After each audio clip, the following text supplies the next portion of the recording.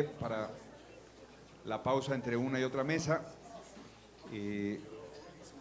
Los esperamos como 17 segundos a que logren ubicar su lugar. 15, 12, 10. Bueno, bienvenidos, buenas tardes. No te vayas, María Elena, falta mucho de esto, mesa, no te vayas. Bueno, gracias por estar aquí. Gracias, por supuesto, por la invitación que le hacen a su servidor para moderar este panel. Tengo dos encargos y espero llevarlos a término adecuadamente. El primero es que demos el tiempo razonable para que cada uno de nuestros expositores internacionales pueda plantearnos precisamente, a partir de las preguntas que ya se les hicieron llegar sobre mando civil, sociedad civil, policía civil, militares en tareas de seguridad y por supuesto el asunto contemporáneo para México, que es la Guardia Nacional. Ellos ya saben la realidad que se está viviendo y van a plantear elementos con respecto a ello. Para tal dinámica hay 10 minutos designados. Como nunca le hacen caso al moderador, cuando uno dice 10 minutos, es muy fácil. Voy a poner un reloj en el teléfono celular y va a sonar a los 9 minutos. Entonces tienen un minuto más para cerrar la idea. Nadie les va a cortar abruptamente, pero tienen 60 segundos más para redondear la idea.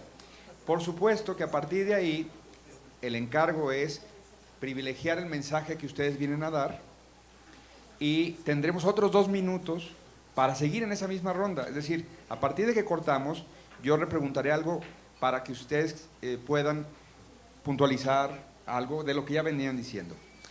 Cuando terminemos esa ronda de todos y cada uno, esos 12 minutos, ahí quizá yo intervenga con preguntas puntuales para invitarlos a dialogar frente a lo que hayan dicho cada uno de ustedes, no necesariamente dialogar conmigo, sino dialogar entre ustedes, por supuesto, dejando el margen suficiente de tiempo para dialogar con quienes nos acompañan hoy aquí reunidos.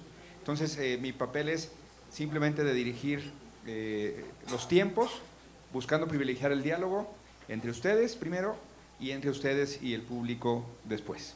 Entonces, bienvenidos, y hasta me lo hicieron tan fácil que hasta me dijeron quién comienza, entonces ahora sí que yo no tengo ningún problema. Ustedes conocen a nuestros invitados, por supuesto en el programa se han desplegado la currículum de ellos, entonces nos vamos a saltar eso, insisto, para privilegiar precisamente el diálogo de lo que vinieron a decir, en este caso, nuestros panelistas internacionales. Comenzaremos con Ariel Ávila, que es subdirector de la Fundación Paz y Reconciliación en Colombia. Ariel, por favor, empieza a correr tu reloj. Buenas tardes, gracias Ernesto por la invitación.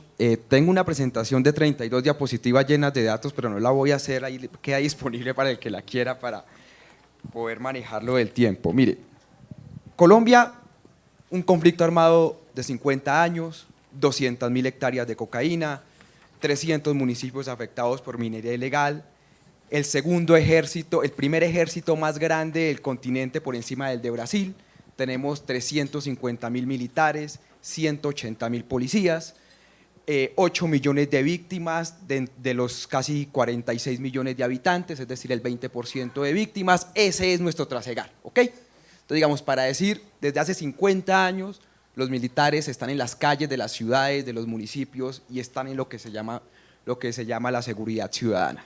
Bien, pero no les vengo a contar esa historia porque eso lo pueden leer fácilmente o lo pueden buscar, de eso hay muchos escritos, o leer mis columnas ahí en El País de España o en la revista Semana y ya, no hay lío. Les quiero hablar de las consecuencias. Tengo varias, pero me voy a concentrar en 3. Y luego la segunda parte de mi exposición es si eso sirve para solucionar el problema. Primera consecuencia, estaba yo la semana pasada en el Colegio de México con la profesora Mónica y estalló una crisis. El New York Times saca un artículo donde demuestra que hay una política en las fuerzas militares de falsos positivos. Falsos positivos significan ejecuciones extrajudiciales. En el gobierno Uribe, 4.000 colombianos fueron asesinados por las fuerzas militares y fueron pasados por guerrilleros. Y eso es un escándalo judicial. Se comprobó que el actual presidente Duque tiene la misma política y el New York Times reveló unos documentos, y en este momento está tambaleando el ministro de Defensa y la cúpula militar que seguramente a final de semana tendrán que caer. El gran problema cuando tú sacas a los militares es que si no hay una estrategia clara, hay un centímetro para que hayan todo tipo de desmanes en materia de derechos humanos. Y eso tiene dos consecuencias. No solo la legitimidad dentro del Estado, de eso aquí se ha hablado mucho toda la mañana, en eso no me voy a concentrar, sino tiene una consecuencia jurídica para el Estado. A mí me sorprende que en México los datos que muestran de desaparición forzada, de tortura de agentes estatales, y nadie hoy nombró el tema de la justicia internacional. Me ha sorprendido, yo leo los medios y nadie nombra el tema de justicia internacional. En este momento la Corte Penal Internacional está a punto de llevarse varios militares para juzgarlos por los temas de los falsos positivos. Cuando pase toda esta orgía de sangre, ustedes se van a dar cuenta, la justicia internacional tiene que actuar, porque digamos, esto no se lo van a aguantar si no funciona la justicia en México. Entonces, aquí hay un tema de legitimidad del ciudadano frente al Estado y la confianza en las instituciones, y hay un tema de inseguridad jurídica para las fuerzas militares y obviamente para el propio Estado ante la justicia internacional. Primer tema. Segundo tema.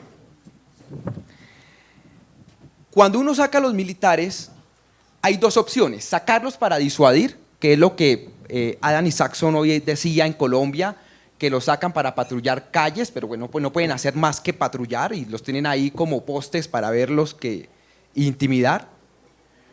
O les dan funciones de policía judicial, esa es otra alternativa. Yo he seguido mucho la discusión de la ley acá de seguridad interna y seguridad pública, la que ustedes han discutido.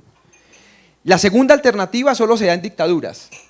Digamos, eso no, en una democracia no puede dársele a los militares funciones o capacidades de policía judicial. Entonces, cuando pasa eso, hay dos alternativas. Una son los desmanes en derechos humanos y la otra es que se utilicen grupos paramilitares y se legitimen un brazo ilegal del aparato de seguridad estatal. En Colombia también hay mucha experiencia, pero tal vez el Grupo Colina en Perú es otro muy buen ejemplo, o todo lo que ha pasado en Centroamérica. Porque los militares, para combatir un crimen organizado tan disperso, sin uniformes, sin mucha identificación, no es un grupo armado ilegal uniformado, pues a veces caen en un poco, llamémoslo así, pactar con criminales porque el enemigo de mi enemigo es mi amigo.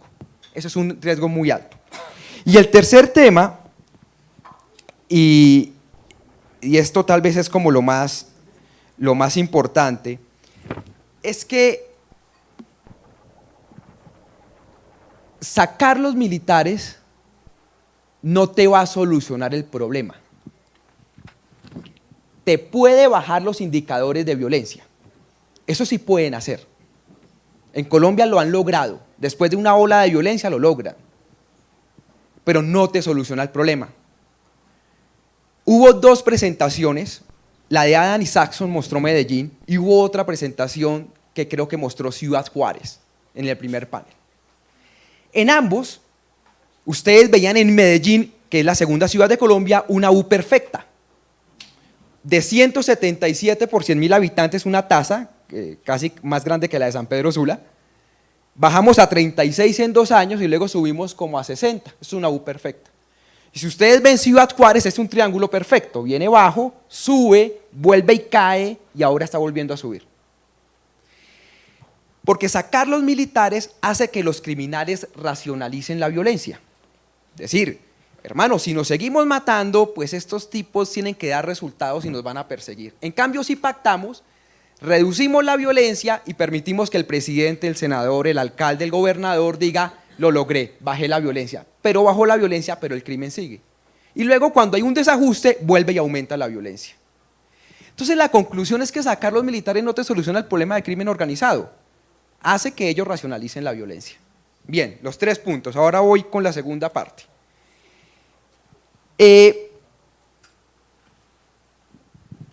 Mire, el presidente Andrés Manuel López Obrador, siendo candidato y después cuando había recién ganado, dijo una frase que fue muy mal interpretada en México, pero que para mí yo creo que es la solución a esto. El señor dijo que iba a hacer una amnistía. uno dice, bueno, en México no hay conflicto armado, entonces está confundido de concepto. La amnistía viene de lo que llaman una palabra que es amnesia, que se utiliza cuando hay conflictos armados para aquellos crímenes o delitos asociados a un levantamiento político. Aquí no aplica. Pero lo que sí puede aplicar acá es una cosa que llaman un proceso o un proyecto de sometimiento a la justicia. ¿Qué es lo que hacen los norteamericanos? Hoy los narcotraficantes colombianos son expertos, les gusta irse a los Estados Unidos porque pagan 5 o 6 años de cárcel, tienen que entregar toda su riqueza, el 80-90%, y van a Estados Unidos, hoy ya no se quedan ni siquiera en Colombia. ¿Qué hacen los norteamericanos? Vienes y pagas una condena y me entregas la verdad. Me entregas toda la riqueza y yo te devuelvo el 2 o 3% para que vivas el resto de tu vida. Y además, cuando me digas la verdad, me das delación, o sea, me dices con quién trabajaste. Y listo. En este momento en Colombia acaba de salir un jefe paramilitar que violó más de 200 niñas menores de 14 años, era un violador compulsivo, y después de pagar 7 años, 8 años de cárcel, está a punto de salir y va a volver a Colombia seguramente en el próximo mes. Si lo hacen los gringos, ¿por qué no lo podemos hacer nosotros? ¿Estamos condenados a matarnos eternamente?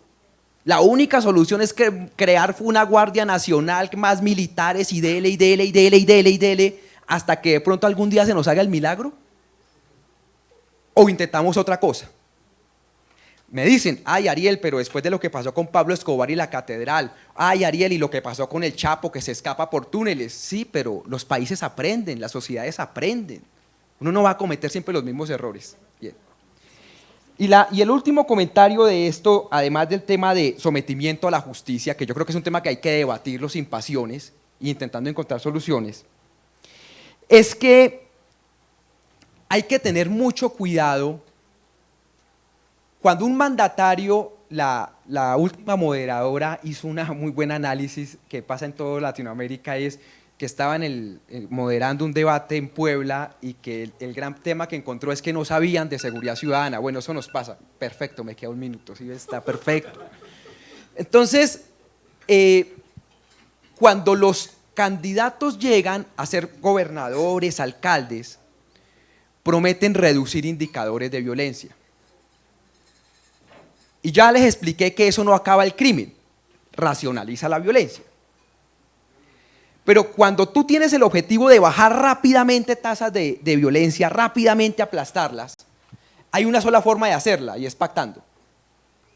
Explícita o implícitamente. Salvador con el caso de las pandillas. El mejor ejemplo lo que hicieron hace como 2 o 3 años, miren cómo están. Que además todo que fue escondido, al final se supo todo.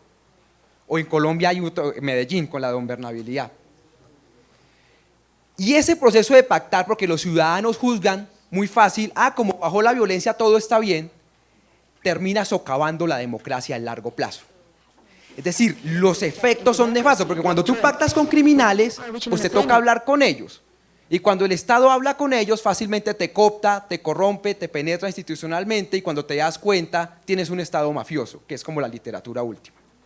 Entonces hay que tener mucho cuidado con esas soluciones milagrosas, porque el riesgo es muy alto. Perfecto. Gracias, Ariel.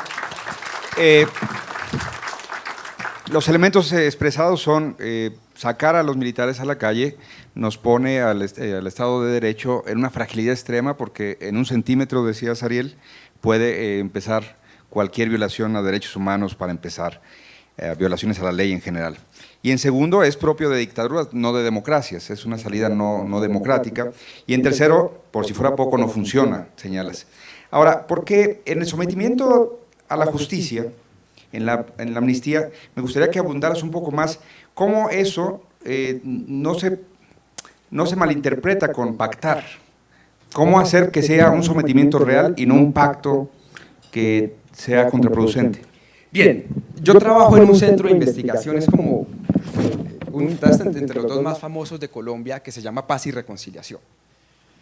Nosotros asesoramos el proceso de paz con las FARC, yo viví casi 2 años allá, pero cuando estábamos en La Habana, sobre todo las FARC dijeron, mire, si ustedes no hacen algo con unos grupos de narcotraficantes, allá se llama el Clan del Golfo, es como aquí el Cártel de Sinaloa, bueno, ahora el de Jalisco Nueva Generación, es grandísimo, el más grande. Entonces las FARC dijo, si usted no hace algo con ellos, pues nos van a barrer las bases sociales y nos van a matar a todos. ¿Sabes? Entonces, señor Estado, usted tiene que hacer algo con ellos. El Estado colombiano dijo, pues negociación de paz no puede ser, porque pues ustedes sí son un grupo alzado en armas políticamente, pero pues nosotros somos una partida de narcos, ahí no puede haber negociación de paz.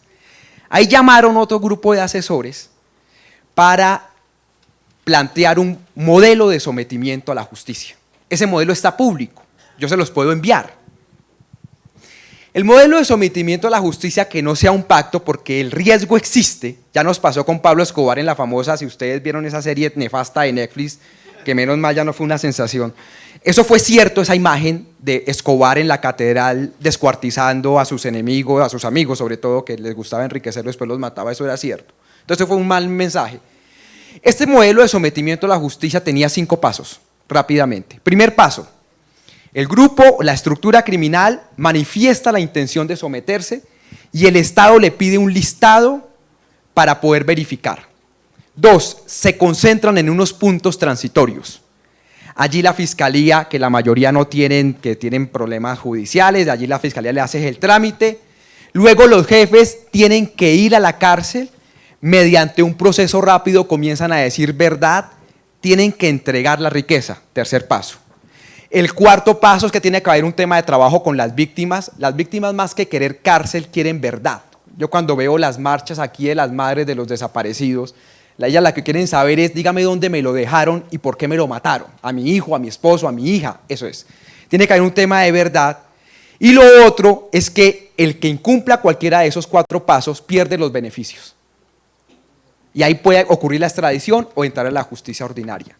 Es un tema arriesgado, pero solo se hace si hay un tipo de control de órganos de derechos humanos y lo que en Colombia llamamos libro blanco, que es que la sociedad civil también ayuda a hacer control de eso. Gracias, Ariel. A continuación, cedemos la palabra a Francisco Jiménez, consultor en Seguridad y Justicia para el Centro de Investigaciones Nacionales, el CIEN, en Guatemala. Por favor. Todas y todos, muy buenas tardes. Gracias, Ernesto, gracias y felicitaciones al foro. Me siento muy halagado porque también tuve la oportunidad de participar en la primera conferencia. ¿Cuál es la situación de Guatemala en este momento en seguridad para hablar del tema que nos convoca? 10 años en los 9 delitos más importantes, un descenso y una tendencia al descenso permanente. De 46 homicidios por 100.000 habitantes en el 2007-2008, estamos para el final del 2018 a 22, 23 por 100.000 habitantes. Es decir, hay un descenso permanente y una tendencia permanente durante 10, 11 años. El resto de delitos más importantes, hurto, delitos vinculados a delincuencia y violencia sexual también han reducido. Un delito solamente está en tendencia de aumento y es el de la extorsión, del cual tenemos duda de si el aumento es que efectivamente hay un aumento del fenómeno o más bien es una mayor confianza en las denuncias. Es una pregunta que está abierta. Los datos, la evidencia estadística de lo que seguimos, nosotros que como centro hacemos un seguimiento mensual y un análisis permanente, también viendo los elementos más en lo local, que obviamente la tendencia nacional varía en los aspectos locales.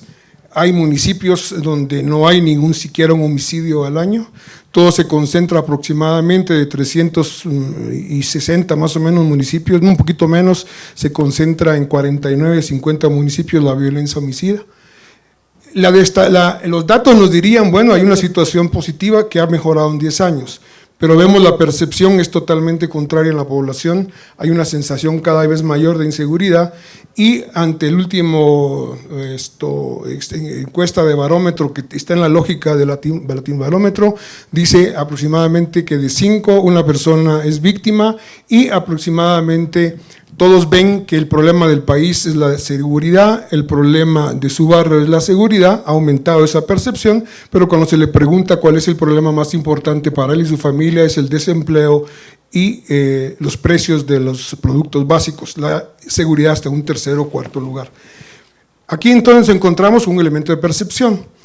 El tema del narcotráfico ha aumentado considerablemente en los últimos años, el aumento de la producción en Colombia, el mantenerse la tendencia del consumo en Estados Unidos y el aumento del precio del cocaína en el mercado en Estados Unidos hace suponer obviamente que el trasiego y Guatemala siendo un punto importante para llegar antes a México, ahí es un delito importante, pero la conclusión, estamos por sacar una investigación a final de junio sobre el impacto del trasiego de cocaína en la seguridad ciudadana y me estoy adelantando con una de las conclusiones es que en términos concretos el impacto en la seguridad ciudadana es mínimo.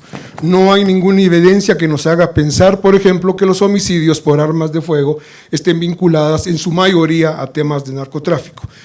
Si alguien lo dice, yo siempre les pregunto, muéstrenme la evidencia y lamentablemente la evidencia no me la han mostrado.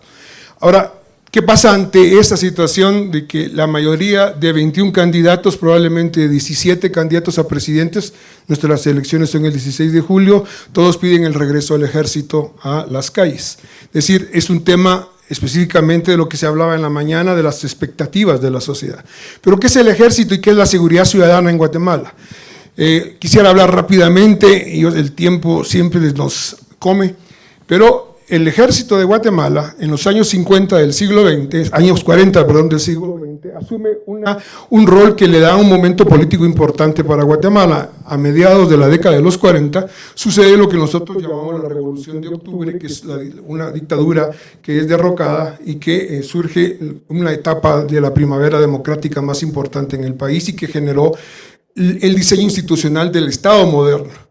Lo importante de ese momento era que había una percepción en las élites que los políticos y las clases políticas hacían uso del Estado, un uso inadecuado del Estado. Y surgió la idea de encontrar un garante, alguien que fuera el que tuviera la tutela de la democracia y del Estado. Y en ese momento se vio que lo natural era que fuera el ejército. Es decir, el ejército se constituyó en los años 40 como el garante y el que iba a ser el que iba a tutelar la democracia, iba a tutelar el Estado de Derecho.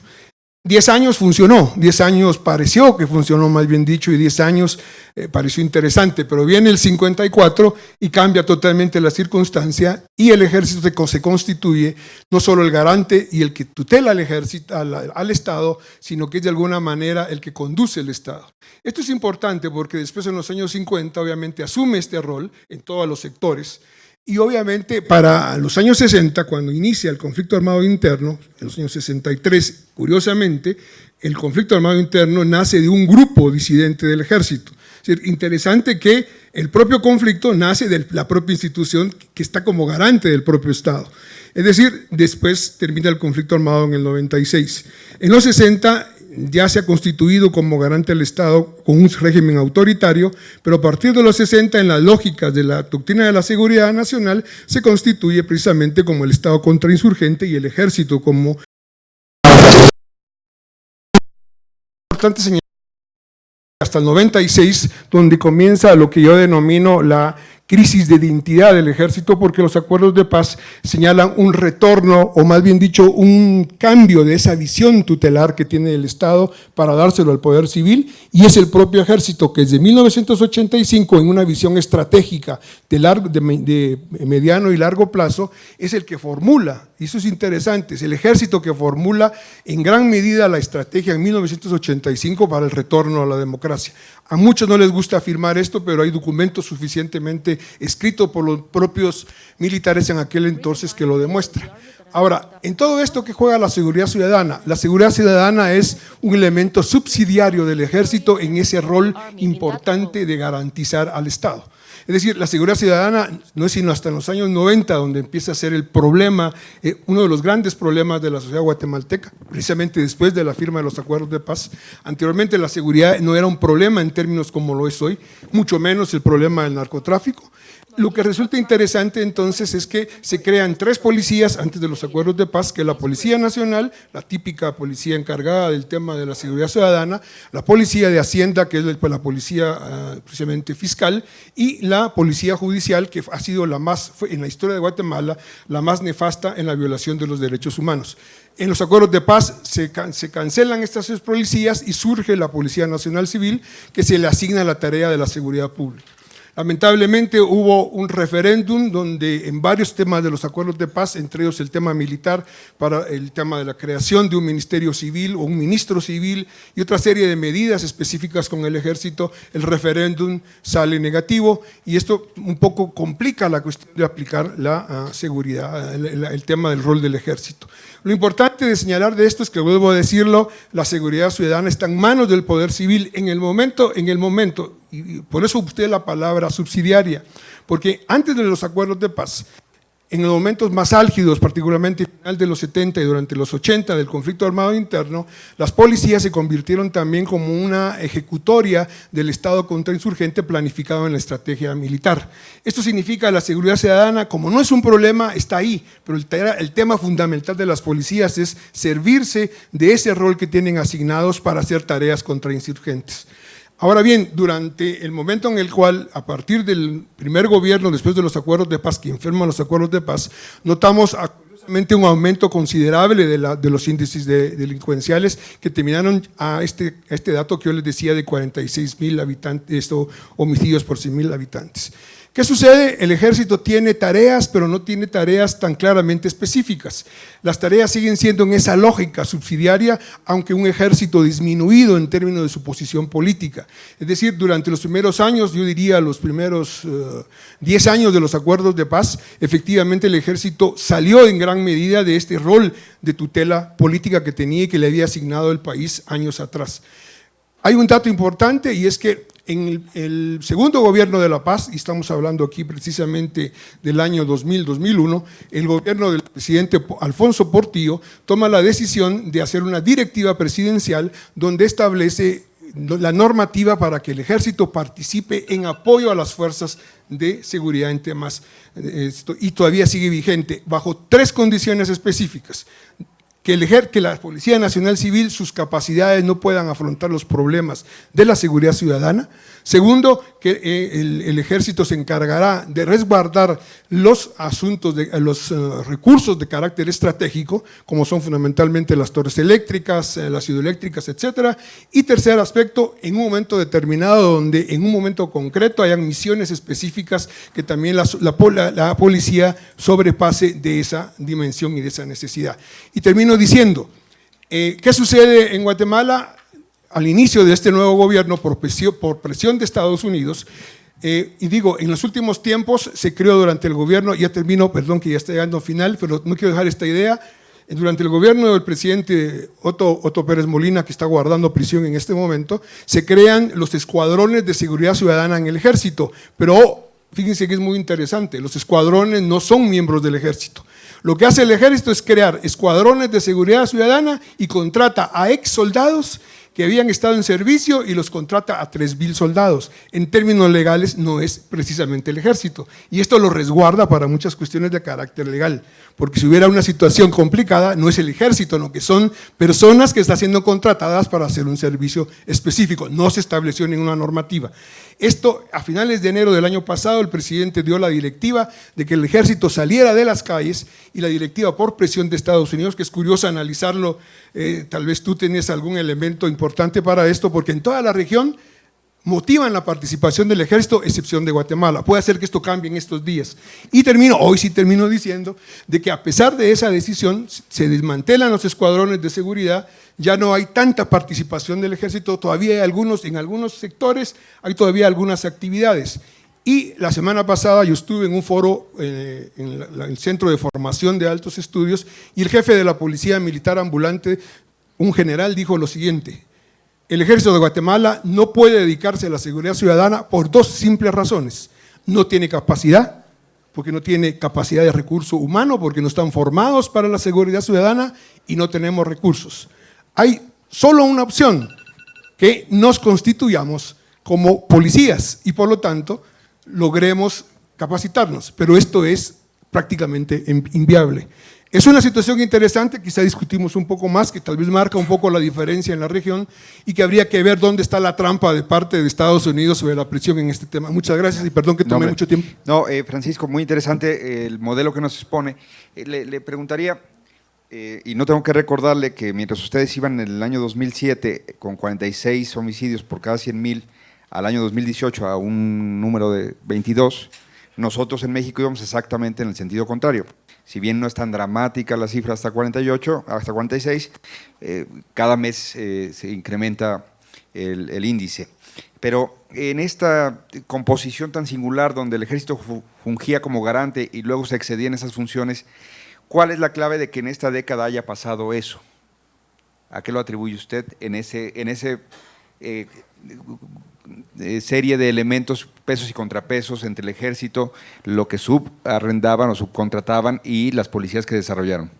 Bien, aquí hay dos puntos importantes. Uno es que el sistema de manera, yo no estoy seguro si hay una decisión estratégica de las élites, pero de una manera espontánea está recargando gran parte del problema no resuelto por el estado de seguridad, no en el ejército, sino que en las policías privadas, en la seguridad privada.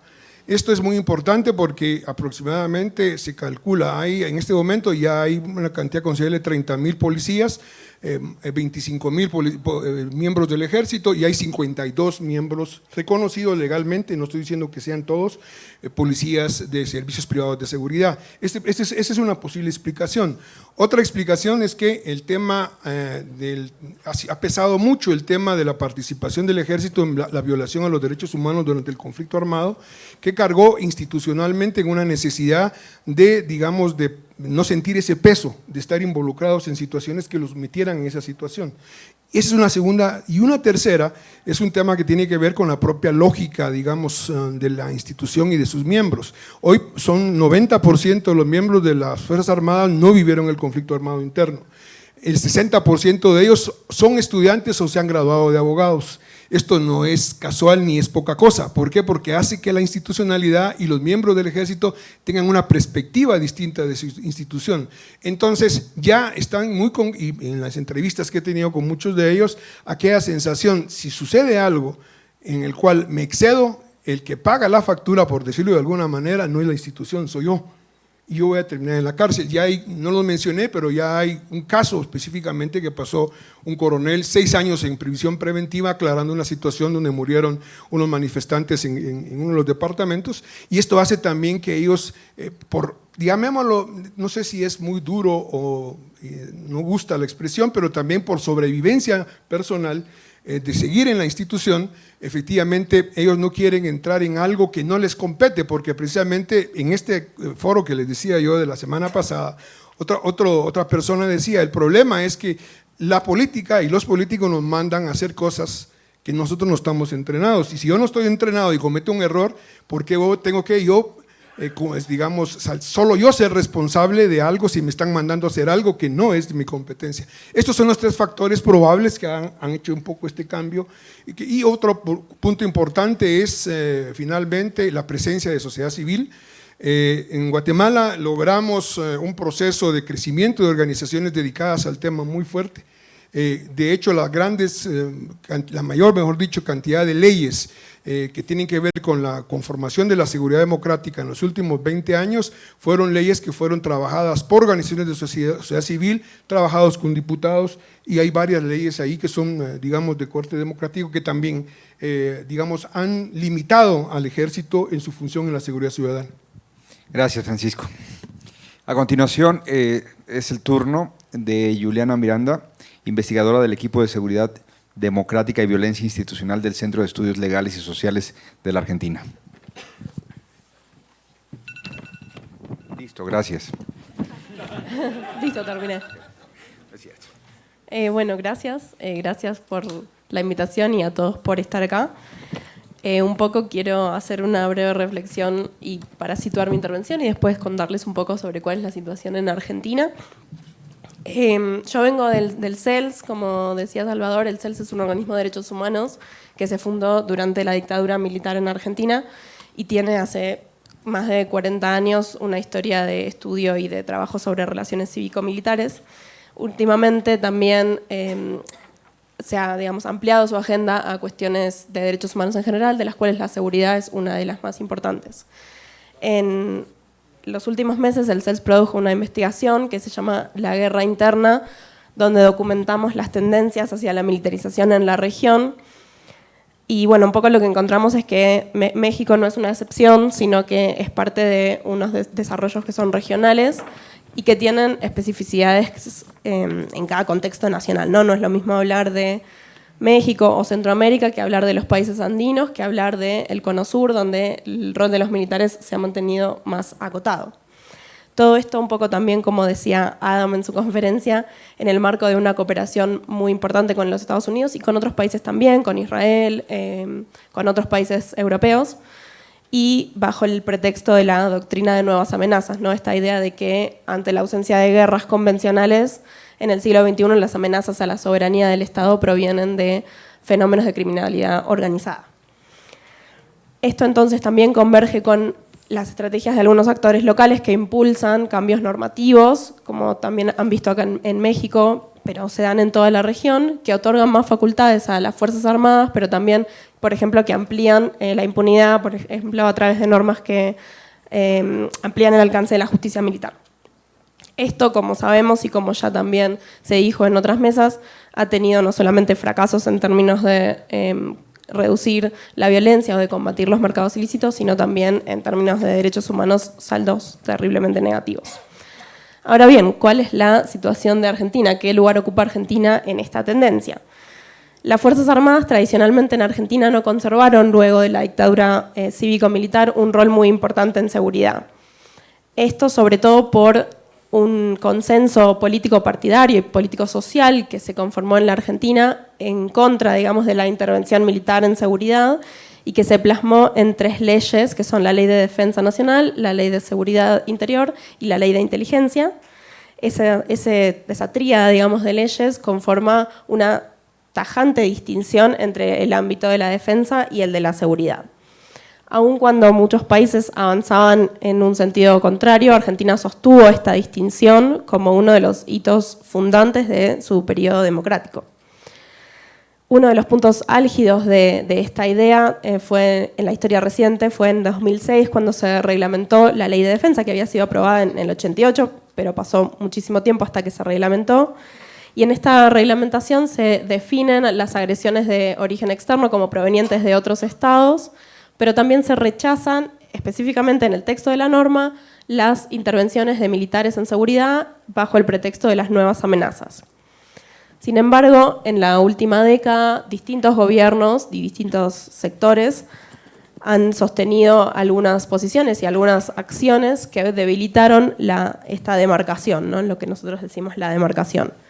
En 2007, el gobierno anterior impulsó un operativo que involucraba uso de recursos militares en la frontera norte del país, sobre todo en lindera con Bolivia y con Paraguay, distintos recursos de las 3 Fuerzas Armadas.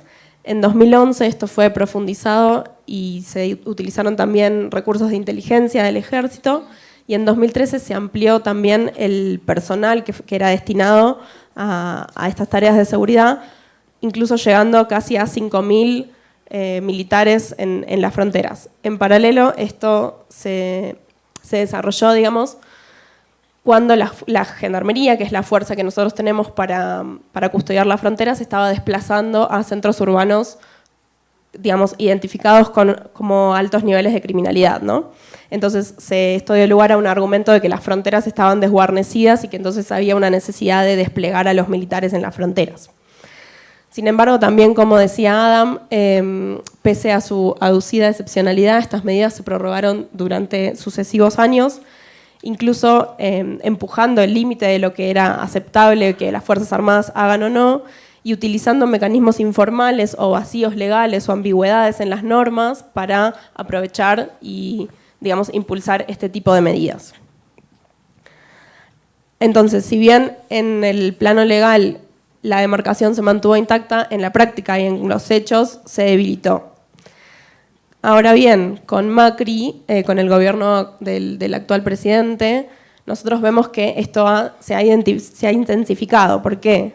Porque no solamente el presidente y sus sectores que lo rodean intensificaron un discurso político que aboga por la eliminación de esta normativa, digamos, considerándola limitante y anacrónica, aboga abiertamente por la participación de Fuerzas Armadas en seguridad. También hay un realineamiento explícito y muy fuerte con las políticas y las agendas de Estados Unidos y de otros países centrales, y esto tiene implicancias muy concretas en la agenda de cooperación en seguridad, en defensa y en inteligencia. Esto claramente implicó una adopción acrítica del paradigma de nuevas amenazas y utilizando al narcotráfico y al terrorismo como dos agendas clave para sobredimensionar el aparato de seguridad y, traspasando recursos del aparato de defensa hacia el de seguridad y soslayando totalmente la necesidad de pensar verdaderas políticas de defensa. En 2016 se promulgó un decreto que habilitaba el derribo de aeronaves y consideraba por primera vez en una norma al narcotráfico como una amenaza a la soberanía nacional. Y en 2018, que fue el último cambio más reciente, se modificó la reglamentación a la ley de defensa y acá quiero resaltar tres ejes principales. Por un lado, se eliminó la agresión la definición de la agresión externa que tenía que provenir de otro Estado y que tenía que ser armada. En segundo lugar, faculta a las Fuerzas Armadas para custodiar objetivos estratégicos que aún no sabemos cuáles son porque el gobierno no ha liberado esa información. Y en tercer lugar, también la faculta para brindar apoyo logístico a las fuerzas de seguridad sin definir ni con qué alcance, ni con qué mecanismos, ni quién va a decidir este apoyo. Entonces, este cambio para nosotros tiene muchas implicancias y voy a enumerar solo algunas. Por un lado, la nueva política de defensa y de seguridad de este gobierno tiene una clara asociación entre Fuerzas Armadas y conflictos no convencionales. Esto desde terrorismo, narcotráfico, pero también otros fenómenos que tienen raíces socioeconómicas como la protesta social. Por otro lado, como decía recién, se descuida el sistema de defensa y hay un sobredimensionamiento del sistema de seguridad. Estos cambios se realizaron sin mediar debate político alguno, sin consultar a la sociedad civil para nada y sin pensar en mecanismos de control de lo que van a hacer estas políticas. Y por otro lado, las reglas de comportamiento de lo que van a hacer estos militares en las fronteras fueron declaradas secreto militar. Esto quiere decir no solamente que no vamos a conocer qué pueden o qué no pueden hacer, sino también que se amplía el uso del secreto militar a operaciones de seguridad, algo que no venía ocurriendo en la Argentina. Y un poco para cerrar, no sé cómo estoy de tiempo, pero no sonó todavía, así que creo que bien. Excelente. Un minuto y luego otro minuto. Muy bien. Perfecto. Entonces, estos movimientos, estos desarrollos en la Argentina para nosotros implican el abandono de la idea de seguridad ciudadana, ¿no? y la renuncia a realmente pensar en qué sí se debe hacer con la seguridad. Por otro lado, como decía Adam y como ya dije recién, estas políticas han fracasado no solamente en México, no solamente en Argentina, sino en toda la región y han producido gravísimas violaciones de derechos humanos. Actualmente en Argentina y en América del Sur en general nos preocupa mucho la situación de Brasil. Yo escuchaba a la colega también, dentro de lo que es este marco de militarización, la letalidad de las Fuerzas Armadas y de seguridad se ha triplicado en Río de Janeiro, por lo menos según documentó el Observatorio de la Intervención de Río, y esto nos preocupa muchísimo. Por otro lado, naturaliza la idea de que las Fuerzas Armadas son parte del sistema de seguridad, que es algo que en Argentina tampoco venía ocurriendo y eso está muy instalado actualmente. También estos avances se articulan con retóricas y narrativas punitivistas. En la mesa anterior se preguntaba por las narrativas, ¿no? Creo que las narrativas siempre en seguridad siempre es algo que los sectores progresistas hemos perdido, ¿no? En temas como, por ejemplo, la migración, la protesta social, los conflictos por tierras, se articulan retóricas muy, muy punitivas con estos avances de inflación penal, también de encarcelamiento. Por otro lado, se amplía la agenda de inteligencia y un poco reproduciendo esta lógica del secreto, ¿no? Que nosotros vemos que es muy, muy difícil conocer y se reproduce muchísimo la opacidad de qué es lo que efectivamente sucede y lo que podemos documentar es solamente una pequeña cantidad de lo que está sucediendo. y por otro lado vuelve a colocar a los militares como actores políticos, y esto para nuestra región y especialmente para el Cono Sur es un problema muy importante, digamos, viniendo de donde venimos y de las dictaduras que hemos tenido. Y si bien esto no se manifiesta como en el siglo XX a través de golpes militares, basta observar el caso de Brasil para darse cuenta de qué es lo que implica que los militares se involucren en el juego político y que impulsen, digamos, un poder de veto que es casi, diría, reñido con los principios básicos de la democracia. Gracias.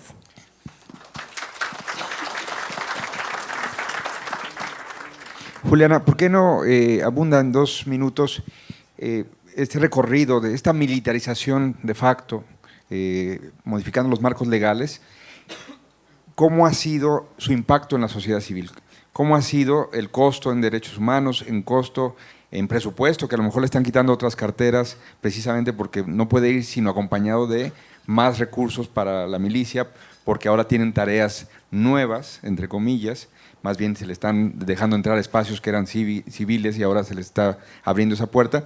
Y precisamente cuando, como ya lo mencionaba al final, usted en el Cono Sur, en Argentina, se tienen experiencias muy traumáticas precisamente del rol de los militares en posiciones de poder. Bueno, gracias. Por un lado, la sociedad civil creo que resistió bastante todo lo que pudo el avance de los militares en tareas de seguridad. Por un lado, al nosotros ya tener una fuerza intermedia como es la gendarmería, también creo que eso influyó en un freno, digamos, a que esto fuera más tardío respecto de otros países en la región. Pero bueno, también la sociedad civil, como decían en el panel anterior, demanda soluciones rápidas, demanda seguridad, y es verdad que es muy difícil pensar qué hacer, ¿no? Qué sí hacer. Sobre la cuestión de presupuesto, sí se ha aumentado muchísimo el presupuesto en seguridad y sin embargo el sistema de defensa, o sea, el presupuesto que va hacia las Fuerzas Armadas es realmente muy poco, entonces se les pide un montón de más tareas para las cuales ya sabemos que no están preparadas, el equipamiento es muy malo y es muy viejo y sin embargo no se está aumentando el presupuesto. Entonces eso también nos preocupa en términos de qué es lo que eso implica para las políticas de defensa. Sí se ha aumentado muchísimo el presupuesto en inteligencia y han proliferado acuerdos de cooperación con un montón de países, con Estados Unidos, con países de la región, de América Latina, de Europa también. Sí hay como un trabajo muy fuerte del gobierno en ese sentido. Y bueno, creo que la sociedad civil en algún punto está expectante y en otro punto, lamentablemente, hay un sector que apoya estas medidas, ¿no? Si bien hasta ahora había sido un sector minoritario, creo que actualmente, bueno, es una parte de la población importante. Ya. Gracias, Juliana. Es el turno, y le agradezco mucho a Leticia Salomón, investigadora del Centro de Documentación de Honduras, CEDO. Bienvenida, Leticia, adelante. Sí, muchas gracias. También manifiesto mi agradecimiento a Ernesto, los organizadores, por estar aquí aprendiendo y conociendo de otras experiencias en torno a un tema que indudablemente es de mucha actualidad.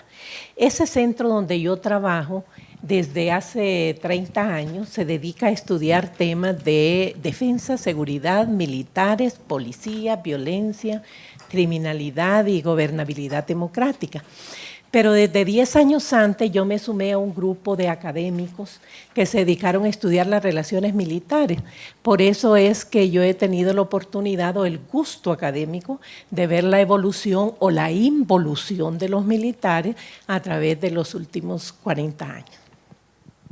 Dicho eso, voy a referirme a cada una de las preguntas clave que son importantes para destacar lo que ha pasado en Honduras, lo que no quita que se parece mucho a lo que ha pasado en otros países de Centroamérica y no digamos fuera de Centroamérica, pero con propiedad voy a hablar de Honduras. En primer lugar, sobre el rol histórico de las Fuerzas Armadas en seguridad ciudadana en Honduras. Y aquí menciono un hecho que es importante, es el control histórico de la policía sobre los militares. Inclusive en un momento de su historia llegaron a constituir la cuarta fuerza de las Fuerzas Armadas. A través de las 3 fuerzas de tierra, aire y mar existía una cuarta que era la Fuerza de Seguridad Pública. En una época en que los niveles de delincuencia eran muy reducidos y que la policía jugaba su papel pequeño para atender este tipo de problemas. Pero podemos decir también que aquí se da una especie de restauración del control civil sobre los militares en un fenómeno que se produce con mucha intensidad a finales de los años 90 del siglo pasado, que significó sustraer del control de los militares comunicaciones, migración, marina mercante, instituto geográfico y eliminar el servicio militar obligatorio. Ese fue un fenómeno muy importante que marcó un hito en las relaciones civiles militares y que dio paso a la recuperación de la policía y a la restauración del control civil sobre la policía. Este fenómeno implicó sustracción de la policía del ámbito militar. También podemos decir que no se formó una nueva policía. Se agarraron los viejos elementos de la policía y simplemente se trasladaron a una policía que tenía otro nombre y tenía otra adscripción institucional. Se creó la Secretaría de Seguridad para eso, en donde insertaron la nueva policía entre comillas, y se mantuvo la condición administrativa de la Secretaría de Seguridad sin control directo de mando, al igual que ocurría con la Secretaría de Defensa. Aparecieron la Secretaría con figuras civiles al frente, pero que su relación con el cuerpo policial y militar era prácticamente de un gestor de influencias ante el presidente de la República, porque no tenían control directo sobre estas instancias. Podemos sumar a eso lo siguiente: un aumento de la delincuencia común y posterior aumento del crimen organizado, fundamentalmente maras y pandillas y narcotráfico. Esta situación se da en cámara lenta, quizás como producto del neoliberalismo que azotó con mucha fuerza durante los años 80, aparece la proliferación de la pequeña delincuencia y posteriormente, por otras razones que no viene al caso, la proliferación de narcotráfico. Además, incapacidad policial para enfrentar el auge de la criminalidad y violencia. No tenía equipo, no tenía capacitación, no tenía estrategia, porque no estaban preparados para ello. Eso produce un creciente involucramiento militar, primero en el combate al narcotráfico. Dijeron: este ámbito es nuestro, la policía no sabe ni tiene por qué meterse.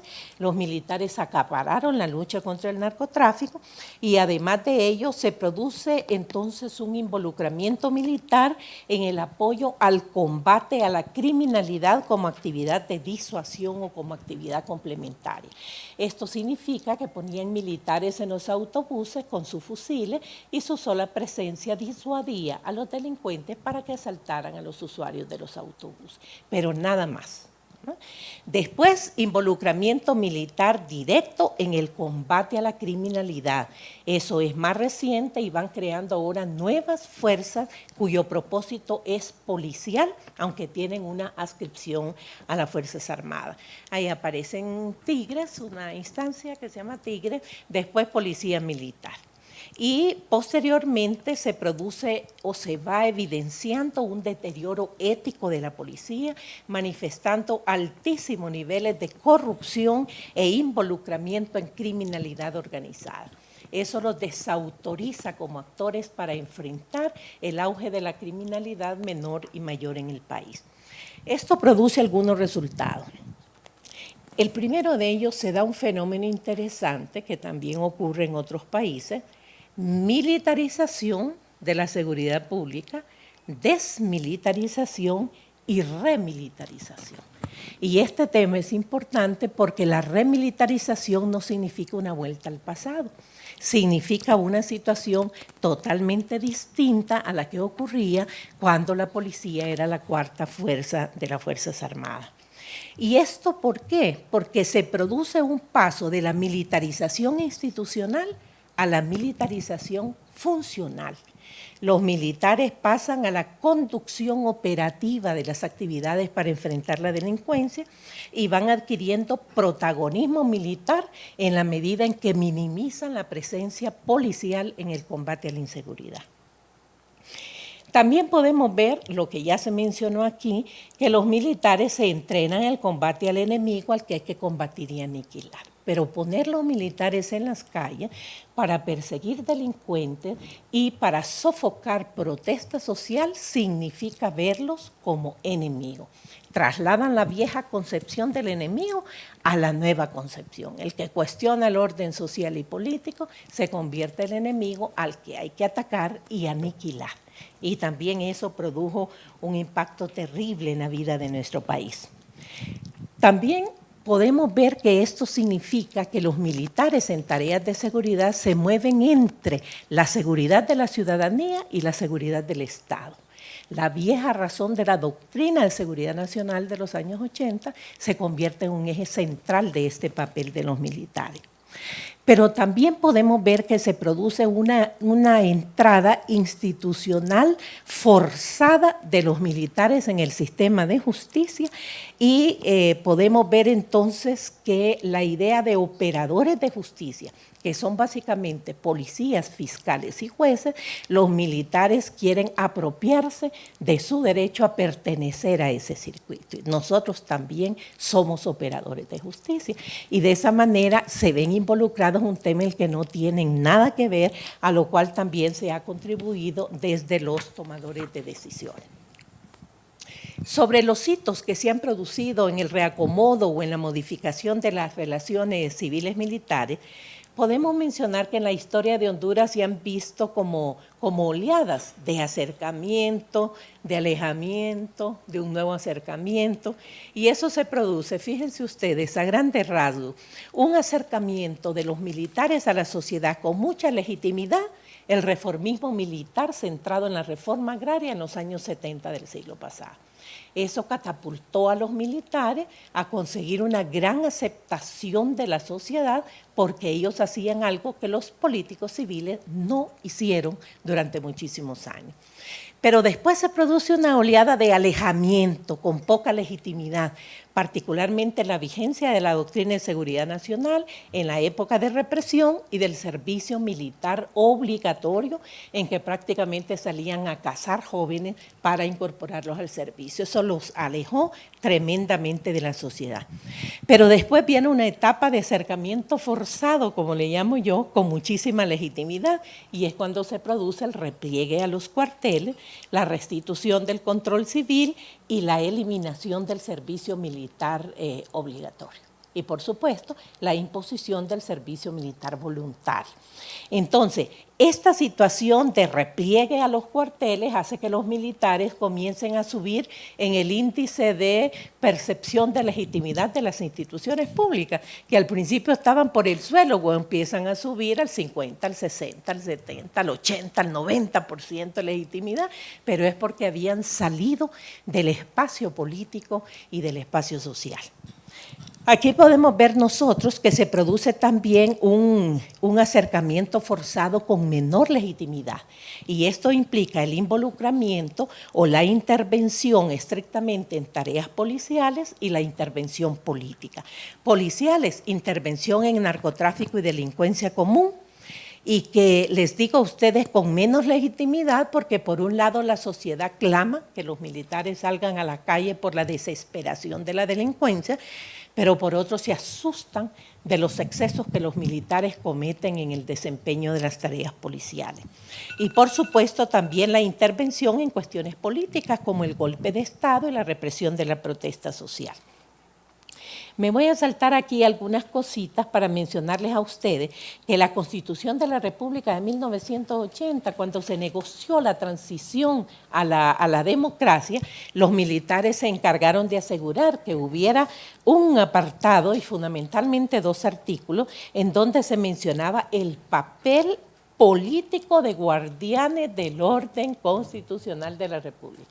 Y los militares constitucionalmente tienen la tarea de asegurar la alternabilidad en el ejercicio de la presidencia y al mismo tiempo de mantener el imperio de la Constitución. Imaginen ustedes tareas de militares, además de un papel amplio y detallado en tareas de seguridad, en tareas de salud, de educación, de habilidad, etcétera, lo cual lleva a una tremenda deformación. Dicen, si nosotros tenemos tareas de salud, debemos formar enfermeras y médicos.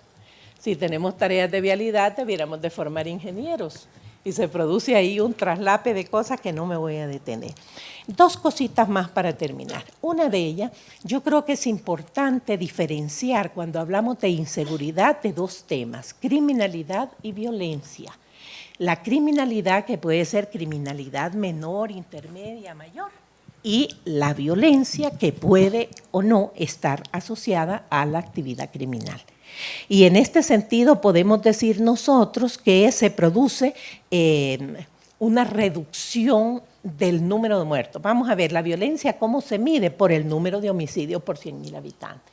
Y este gobierno se ha jactado de que se ha reducido de casi 90 homicidios por 100.000 habitantes a cerca de 48 por 100.000 habitantes.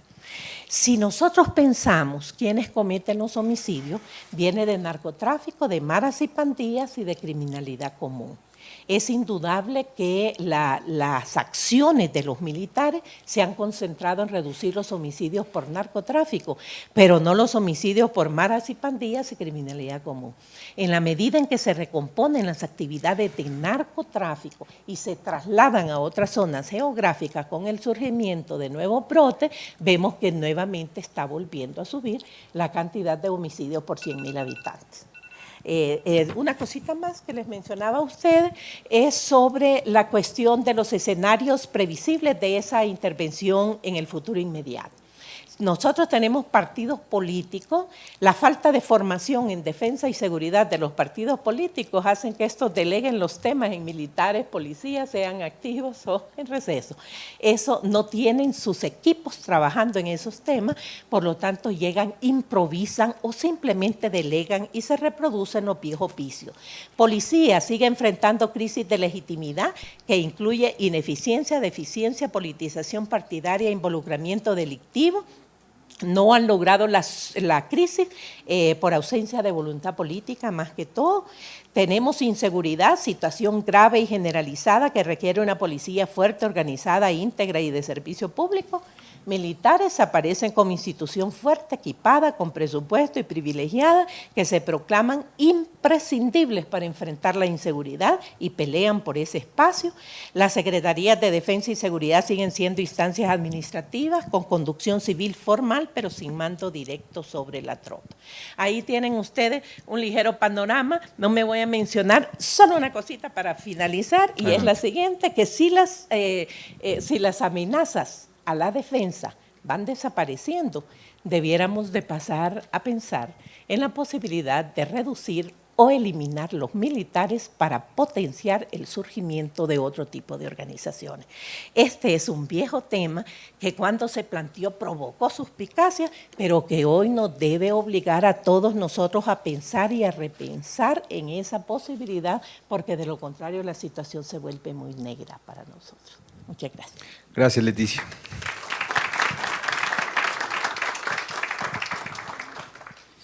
Y cerramos esta primera ronda con Seth Stoughton, que es profesor asociado de la Escuela de Derecho de la Universidad de Carolina del Sur en Estados Unidos. Adelante, Seth. Gracias por la invitación y lo siento porque hablo muy poco español. Es muy malo. Y ahora en inglés y con ayuda de las traductoras, ¿sí? Now in English and with the help of translators. All right. I'm going to start with what Voy a I'm not empezar here to do. con lo que no estoy aquí para decirles. No les voy a decir lo bueno que es la policía en los Estados Unidos. No estoy aquí para eso. Tenemos que calificar primero esto. Tampoco estoy aquí para comparar la policía en los Estados Unidos con la de México, porque nunca tendríamos información suficiente, y no tengo la información sobre la policía de México. Y tampoco estoy aquí sobre los problemas de la policía en México, y lo que estoy tratando de hacer es compartir algunas de las lecciones que nosotros hemos aprendido, y seguiremos hablando de política y de la policía en los Estados Unidos. Yo soy un oficial de policía, ex policía, estuve 5 años como policía de la ciudad, fui investigador también en Florida, y ahora he estado estudiando la política y la policía desde el nivel académico en los últimos 7 años. Y es importante identificar exactamente cuál es la función de la policía. En los Estados Unidos nosotros no tenemos operaciones militares en el suelo nacional.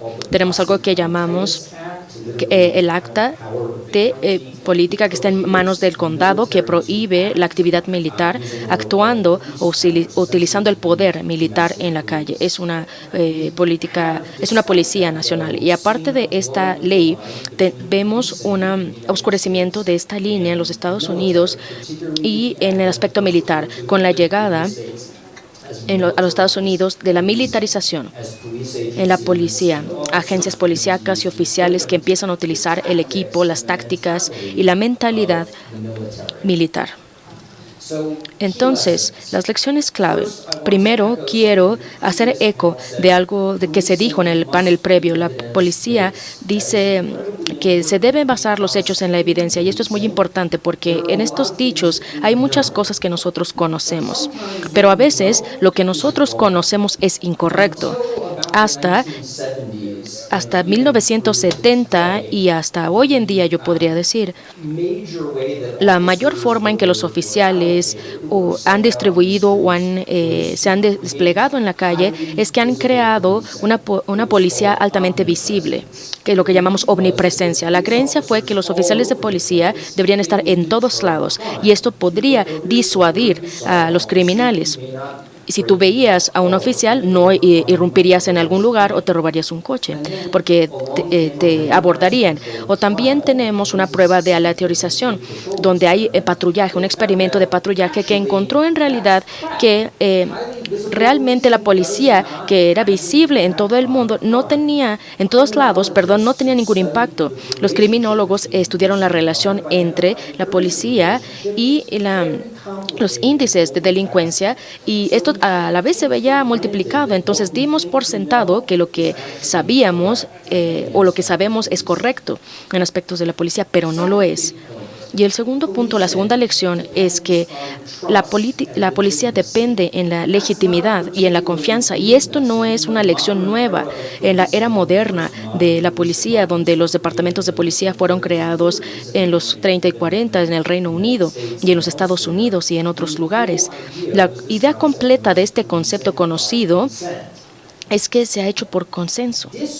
Esta confianza y la percepción de la ilegalidad es la percepción de que la policía no está utilizando legítimamente su conocimiento, y esto es criminogénico. Esto puede incrementar las tasas o los niveles de delincuencia. En estudios en los que se estudiaba cómo la gente obedece a la ley, predecían un factor muy alto de criminalidad porque la gente cree que la policía es justa y que las fuerzas policíacas aplican la ley y que son legítimos, que son legales, que utilizan su autoridad en beneficio del bien común, del bien social.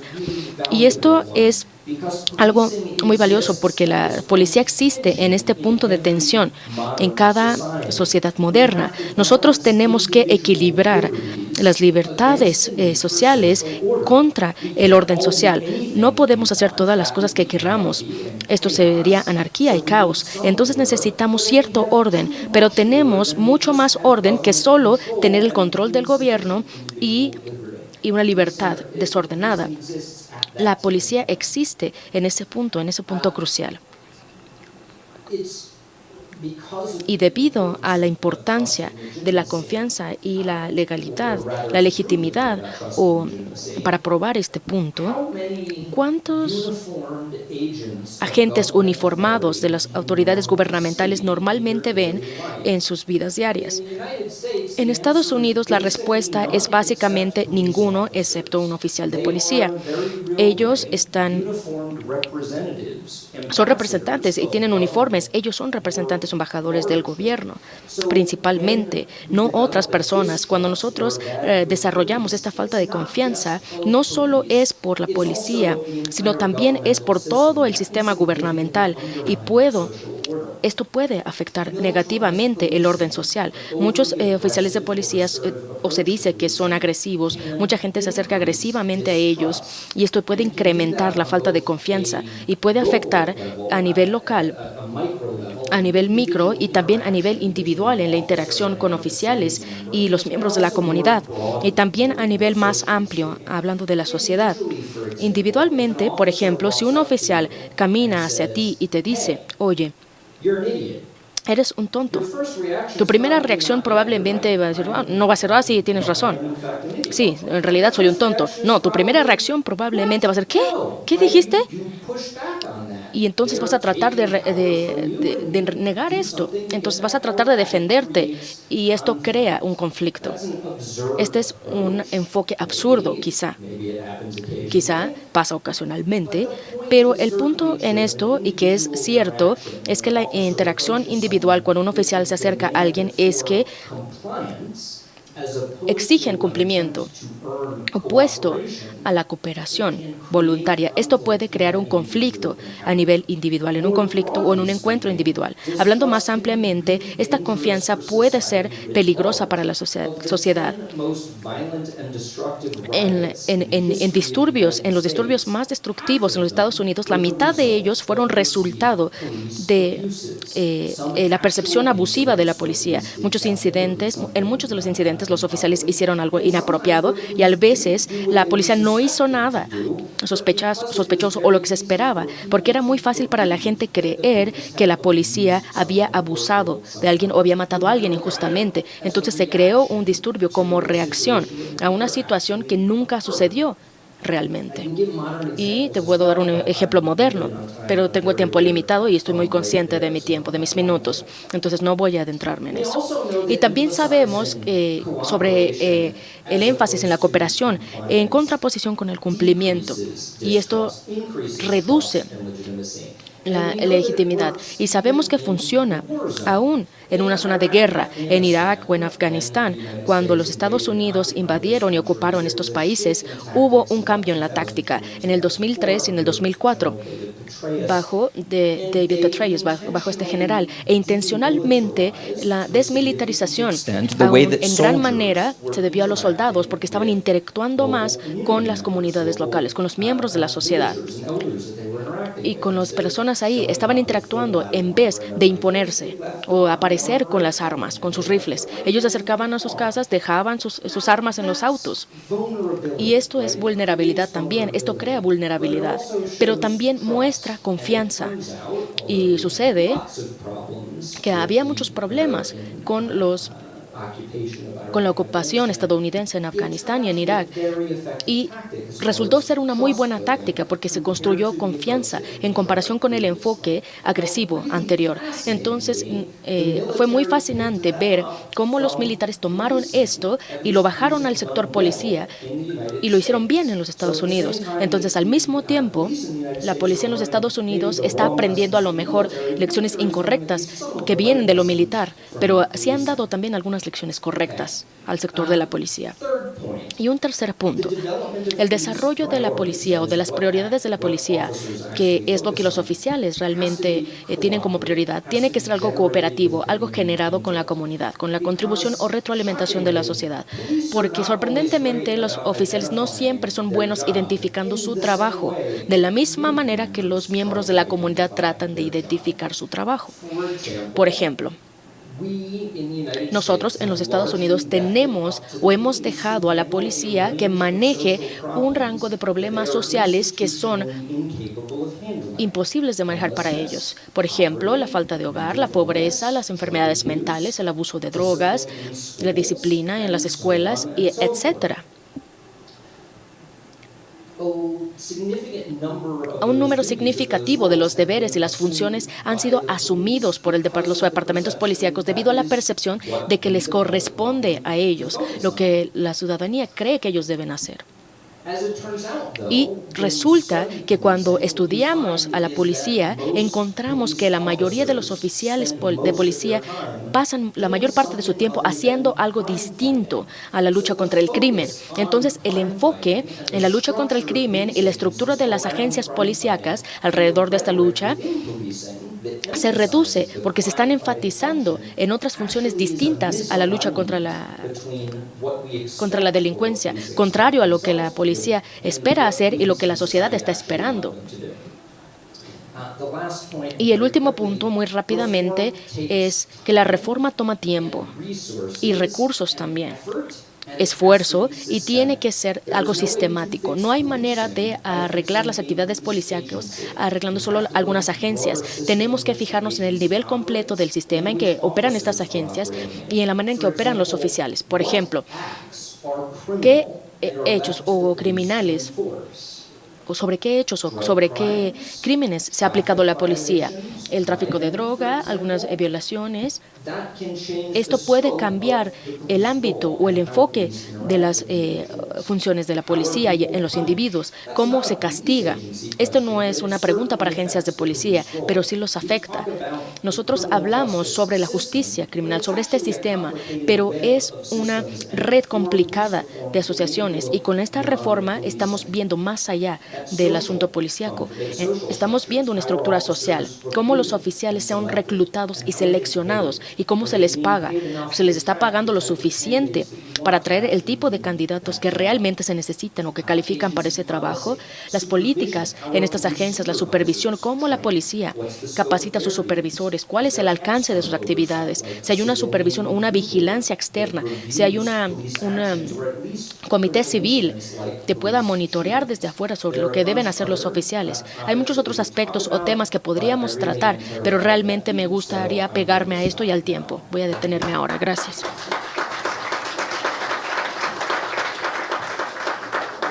Aunque tengo un poco de temor a esto. I'm a little bit afraid and I would like you to elaborate. En lo que nos está diciendo, la desconfianza en las personas uniformadas generan desconfianza en todo el sistema. Y esta desconfianza puede ser muy peligrosa para la sociedad. Pero también mencionó un factor crucial. El enfoque de la policía pudiera ser de cooperación, pero el enfoque con el que abordan los temas los militares casi nunca es de cooperación. Y estaba mencionando el caso en Irak, cómo se pueden lograr diferencias. Para lo que estamos discutiendo hoy, del uso de las fuerzas militares en labores de seguridad, son dos completos sets distintos de ADN. Son dos sistemas completamente distintos en cómo son preparados estos cuerpos, la policía o los militares. Yeah, very, very different. I'll start with the first question, get La into primera the pregunta second. que tú hiciste.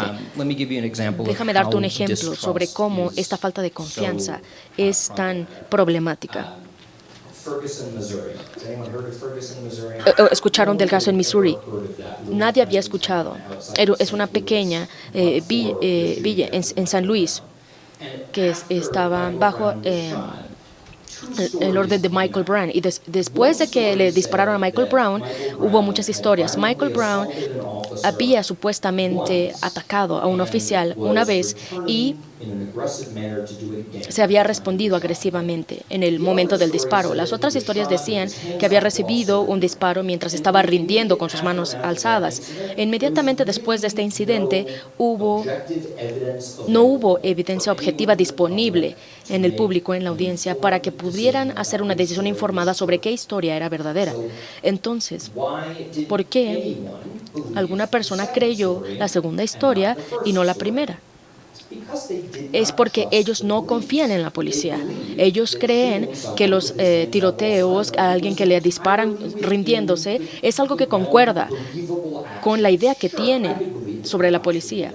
Sí, yo creo que los policías pueden hacer eso. Y como resultado de esta falta de confianza fue que miles de personas protestaron, se manifestaron con acciones violentas en ciertos días festivos y cientos de oficiales se vieron involucrados.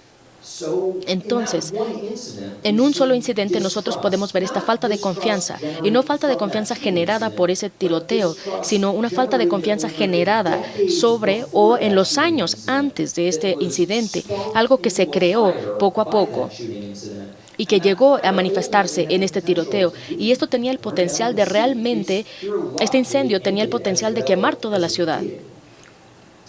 Y no sucedió así. El segundo punto también es muy válido. Debido a que no tenemos este compromiso de la policía, de la parte militar, por supuesto el ADN no es el mismo. Hay algunas lecciones que se pueden aprender y puedo darte yo algunos ejemplos que tienen relación con las ciudades, con un comandante de la policía en Kansas que era un comandante de un equipo táctico de SWAT, que son los que están encargados de hacer algunas actividades, están armados, de abrir puertas, y tenía un enfoque muy agresivo de supresión de drogas, de la lucha contra las drogas, contra el narcotráfico. Tenía una actividad contra bandas e hizo esto por algún tiempo, y después tenía este hallazgo de que estaban irrumpiendo de manera muy violenta, de que estaban invadiendo a los miembros de la comunidad, y nadie estaba feliz de verlos cuando ellos llegaban. Entonces, cuando había un problema, un grupo pequeño de gente los llamaban, algunos otros cooperaban en la investigación, y una cantidad mayor de personas resistía a su presencia cuando tenían que involucrarse en algunas actividades. Y no era el enfoque correcto. No, continúa. Eso no es lo mismo que la participación militar o el compromiso militar en la seguridad pública o en las operaciones de policía, pero también ofrece una comparación o una transición en el mundo real. A veces, si te enfocas en utilizar la autoridad en vez del poder, puedes tener una mucho mejor respuesta de la comunidad sobre la que estás actuando. Thank you for that, Professor. So you agree with me that we have heard Un panorama muy interesante very y al mismo tiempo leccionador de experiencias en distintos países. Sin embargo, espero que estén conmigo de acuerdo en que, como buenos invitados a México, todos evitaron el tema mexicano. Todos pasaron de largo. Otra de las preguntas planteadas, que era, díganos cómo nos ven. Entonces van a tener cada uno 2 minutos para contar eso, al mismo tiempo que vamos a recibir ya preguntas del público, pero no van a poder evadir esta pregunta. Y al público, aquellos que quieran preguntar, ¿hay preguntas? ¿Sí? Bueno, son 30 segundos máximo la pregunta, lo demás es un discurso, y no queremos discursos, queremos preguntas, para que hablen ellos, y ya luego en el pasillo pueden hablar ustedes directamente con ellos. Entonces, pongo esto para las 30 segundos. En términos generales, digamos que ya está planteado el asunto de que falta que nos digan nuestros panelistas, que nos digan cómo nos están viendo. ¿Cómo están viendo? Pues la aprobación en las últimas horas, no pudo ser más oportuno este panel, la segunda Conferencia Internacional de Seguridad Ciudadana, con lo que está pasando en el Congreso de la Unión. Entonces, pregunta aquí, por favor, nombre y pregunta. Hola, mucho gusto, Diana Paz. Muchas gracias a todos por estar aquí, y mi pregunta va dirigida a Seth. I hope it's okay that I ask my question in English. Thank you very much for being here. You talked that interior policing depends on trust, legitimacy, and consent. However, and I live in Minnesota for context, and I work with Somali communities. However, minority communities in general do not. En las minorías, donde no hay oficiales de policía, muchos de ellos no consienten su presencia. Y me pregunta, ¿cómo pueden esperar que las comunidades virtualicen sistemáticamente si no confían en las instituciones? Y están reforzando este racismo en contra de la policía. ¿Cómo se puede construir confianza después de años en la historia de los Estados Unidos que han sucedido todos estos actos y que han construido esta imagen? Y yo sé que no es el centro de la plática, pero es fundamental, en mi opinión, en esta conversación hablar de la brutalidad policíaca. Another question there. Una de las preguntas que sí les enviamos, si recuerdo bien, tiene que ver con qué proyectan a futuro, cuál es su primer escenario, su primera hipótesis en la relación civil-militar en sus propios países. Gracias. ¿Alguien más en esta primera ronda? Aquí.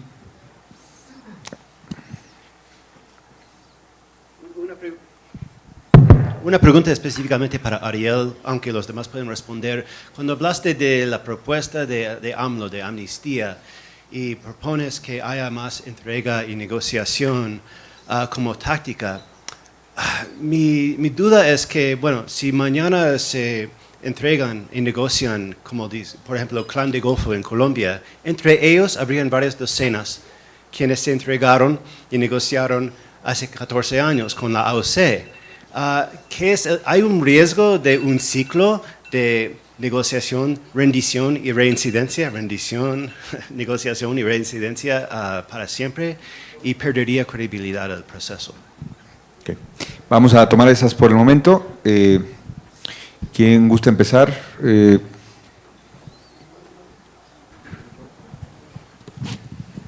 Bien, rápidamente intento responder. ¿Cómo veo a México? Yo, como lo dijo, a ver, doy 3 respuestas rápidas. Como lo dijo la profesora Mónica, es como una película repetida de las aciertos y desaciertos que ha cometido Colombia. Pero es como si a veces pareciera exactamente la misma película. 2, mira, lo de la guardia, yo hago una pregunta al revés, y es, ¿y qué más podía hacer Andrés Manuel López Obrador? O sea, ¿qué más?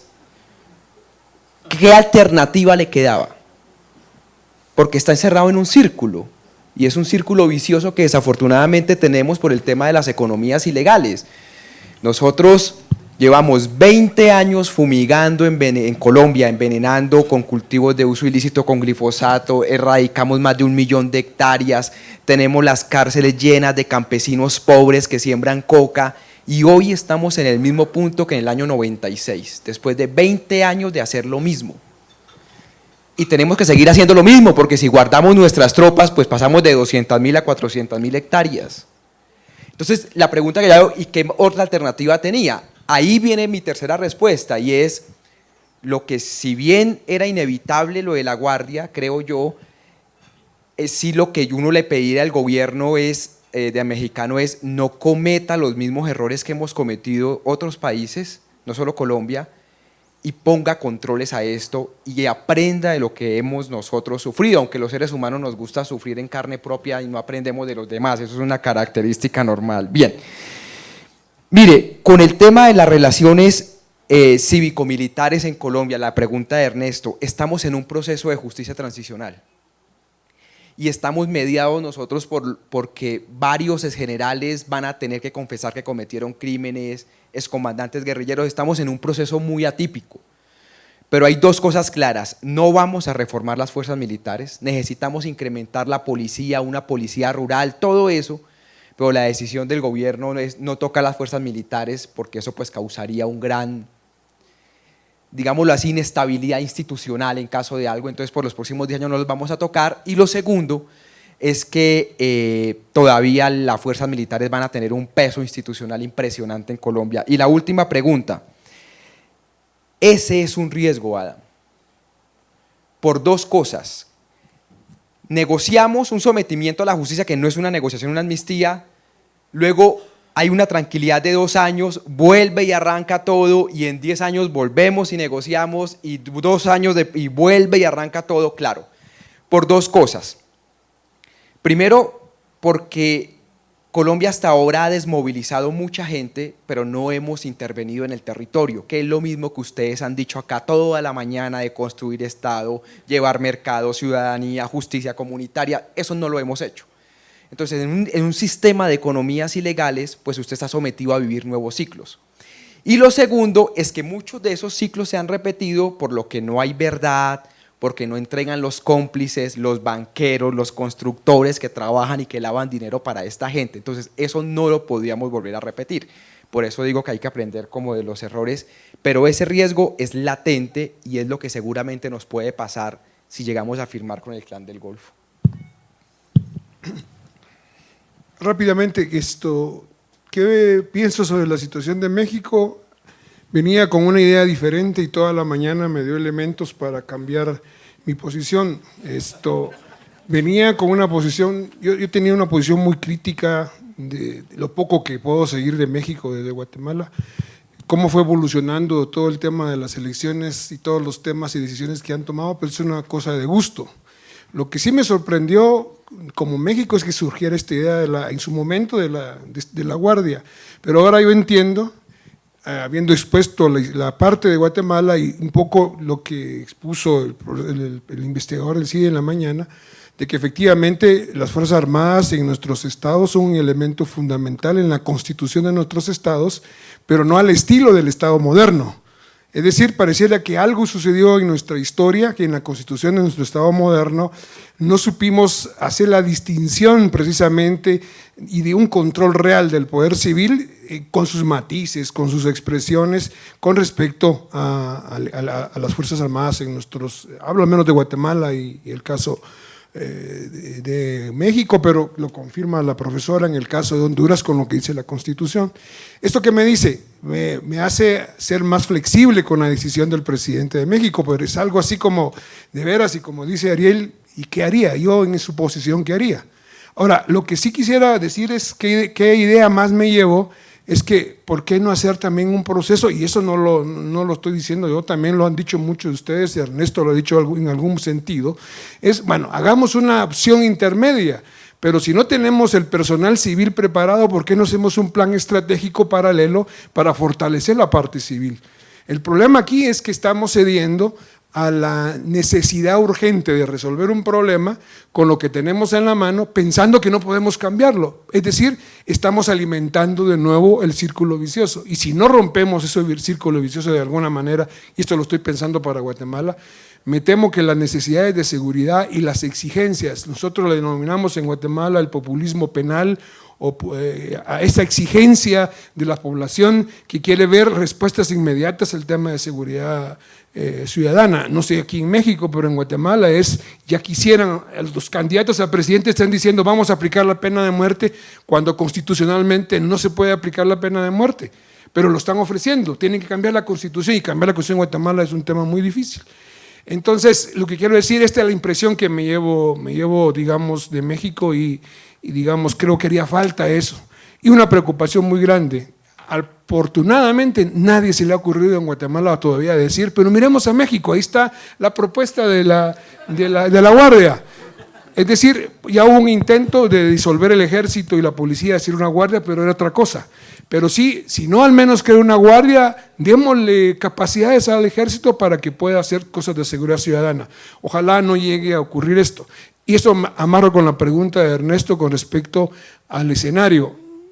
En el escenario actual, donde tuvimos una experiencia muy interesante, porque en el caso de Guatemala hay un sistema paralelo que está vinculado, algunos de ustedes habrán escuchado en las noticias, a un sistema paralelo vinculado a un alto nivel de corrupción, que fueron efectivamente los militares los que crearon ese sistema paralelo, cuando fue necesario en el momento de conflicto armado interno, financiar operativos de inteligencia y que no quedaran en el presupuesto, se dedicaron al contrabando en los años 70, en los años 80, y de ahí financiaban las operaciones de inteligencia. Estas estructuras, después de los acuerdos de paz, ya no eran institucionales, pero se quedaron ahí, y son las estructuras que utilizó Otto Pérez y todo lo demás. ¿Por qué menciono esto? Porque la CICIG fue un papel importante, no tiene nada que ver con nuestro tema, pero es un contexto para el escenario de la pregunta de Ernesto. ¿Y esto qué significa? Significa que no es que la CICIG haya fracasado, pero yo me temo que vencieron al menos la batalla en lo que nosotros denominamos en el sentido de la opinión pública el pacto de corruptos. Y la mayoría, exceptuando 3 candidatos de los 21 que le mencionaba, todos dicen la CICIG ya murió, solo 3 dicen la CICIG debe continuar y debe… En ese esquema, el escenario depende fundamentalmente quién gane las elecciones. Si las elecciones la gana alguien que promueve la mano dura y que promueve el regreso del ejército, creo que va a ser un escenario muy complejo. ¿Por qué razón? Porque el actual ministro de Gobernación y el actual presidente lograron en año y medio desmantelar todo el esfuerzo institucional civil en la Policía Nacional Civil. No quiere decir que no hayan capacidades, pero ya las desmantelaron. El escenario no es muy halagador. Es decir, yo no mencioné esto anteriormente porque obviamente es muy largo, pero digo… La esperanza es que hay un sector del ejército institucional, que tenemos esperanza sobre algunos oficiales, y todo va a depender, ahorita en junio cambia toda la cúpula del ejército, si hay una cúpula institucionalista, aunque llegue un presidente que quiera sacarlos a la calle, van a encontrar resistencia al interno de la institución. Pero si dejan una cúpula que lo que quieren es mayor protagonismo político, seguro saldrán a las calles. Bueno, es un escenario bastante grotesco. No me preguntaron a mí, pero yo sí quisiera decir algo con respecto al tema último. A mí la propuesta de esto de la amnistía y lo que Ariel planteaba, yo sí quiero plantear una posición crítica. A mí me suena a la ley de aceptación de cargos, que está en algunas partes de América Latina. Es decir, porque yo creo que el enfoque debe de ser o un enfoque de justicia o un enfoque de proceso de diálogo. Es decir, hemos discutido, yo anteriormente de estar donde estaba, estuve en una organización que estuvo presente en el trabajo y estuvimos trabajando intensamente en el trabajo de la tregua con las pandillas en El Salvador, y si algo aprendimos es que efectivamente la seguridad ciudadana, a diferencia de otras épocas, está generando en algunos fenómenos criminales problemas de conflictividad muy fuerte en las sociedades, y pareciera de que no vamos a avanzar si no introducimos a los actores criminales al proceso de resolución del problema. La pregunta es ¿cómo? Si lo hacemos desde una perspectiva tipo amnistía, implica reconocer al agente criminal de alguna manera como un ente con el cual yo puedo dialogar par a par. Eso fue el gran problema que se dio en la tregua, porque de hecho las pandillas asumieron en la práctica el rol de reconocimiento de un sujeto político. ¿Por qué? Porque está dialogando de alguna, aunque sea indirectamente, con el ente estatal. Entonces, mi preocupación de esta propuesta es que, aunque sea judicial, si ponemos al ente criminal como un elemento tú a tú de diálogo, porque no es yo te impongo la ley y tú me vas a decir lo que sabes y te bajo la pena, no. Yo entro en un diálogo para, aunque no sea amnistía, claro, no conozco a detalle tanto, y esto sí me preocupa terriblemente, porque no es lo mismo dialogar con pandillas, no es lo mismo dialogar, en otro ejemplo son los piratas en Somalia, y no es lo mismo dialogar con agentes. Y por último digo, desde la perspectiva de la víctima, la mayoría de estos agentes criminales no solo trasigan droga, violan, se roban jovencitas y se las llevan por semanas y por tiempo a sus lugares, asesinan. ¿Qué? ¿Les vamos a perdonar que violen, que secuestren por el afán de controlar lo otro? Yo como víctima diría, no señores, no puedo aceptar eso, y no podemos olvidar que la víctima en esto es un papel importante. Gracias. Profesor Leticia, por favor. Bueno, con respecto al proceso mexicano, yo combino una especie de interés, curiosidad, preocupación. La verdad es que estamos ante una situación bastante parecida. Vamos a ver, si ustedes se fijan en el índice de homicidio, ahí aparecemos Venezuela, Honduras, México, Brasil, con un promedio terrible, pero si nos metemos a ciudades al interior, las tasas de homicidio compiten entre sí de manera alarmante. Ver qué salidas se le encuentran a otros países resulta interesante para nosotros para ver si eso da resultado. El punto es que para poder obtener resultados se requiere un abordaje integral que suponga prevención y control o represión. La creación de la Guardia es un enfoque represivo del delito, no es preventivo. Puede tener una solución inmediata y de repente conseguir datos en el corto plazo, pero no se va a solucionar. En cualquier momento surge de nuevo y aparece en distintas instancias. La otra parte que provoca curiosidad es cómo se va a manejar el nivel de subordinación o autonomía de la Guardia Nacional con respecto a la instancia en donde está inserto. Ese es un tema porque se repite lo que se produce en otros países de América Latina y en el nuestro, de Secretaría de Defensa o de Seguridad, que sus cabezas son civiles, pero que no hay conducción civil y menos conducción civil democrática. Entonces, en este sentido, ¿qué pasa o qué va a pasar con la Guardia para ver si esos niveles de subordinación le van a permitir una autonomía que se va a volver peligrosa para el país? Con respecto a nuestro país y a cómo miro yo el futuro cercano, la verdad es que la situación que vivimos en Honduras obedece a un proceso que se ha montado en los últimos 10 años. Desde que el actual presidente dirigía el Congreso Nacional, 4 años, su primer periodo otros 4 y ya va para 2 años. Son 10 años en que se ha hecho un montaje de la participación de los militares en seguridad que va a ser difícil hacer el desmontaje institucional, jurídico, funcional, presupuestario de los militares para disminuir su papel en el combate a la inseguridad.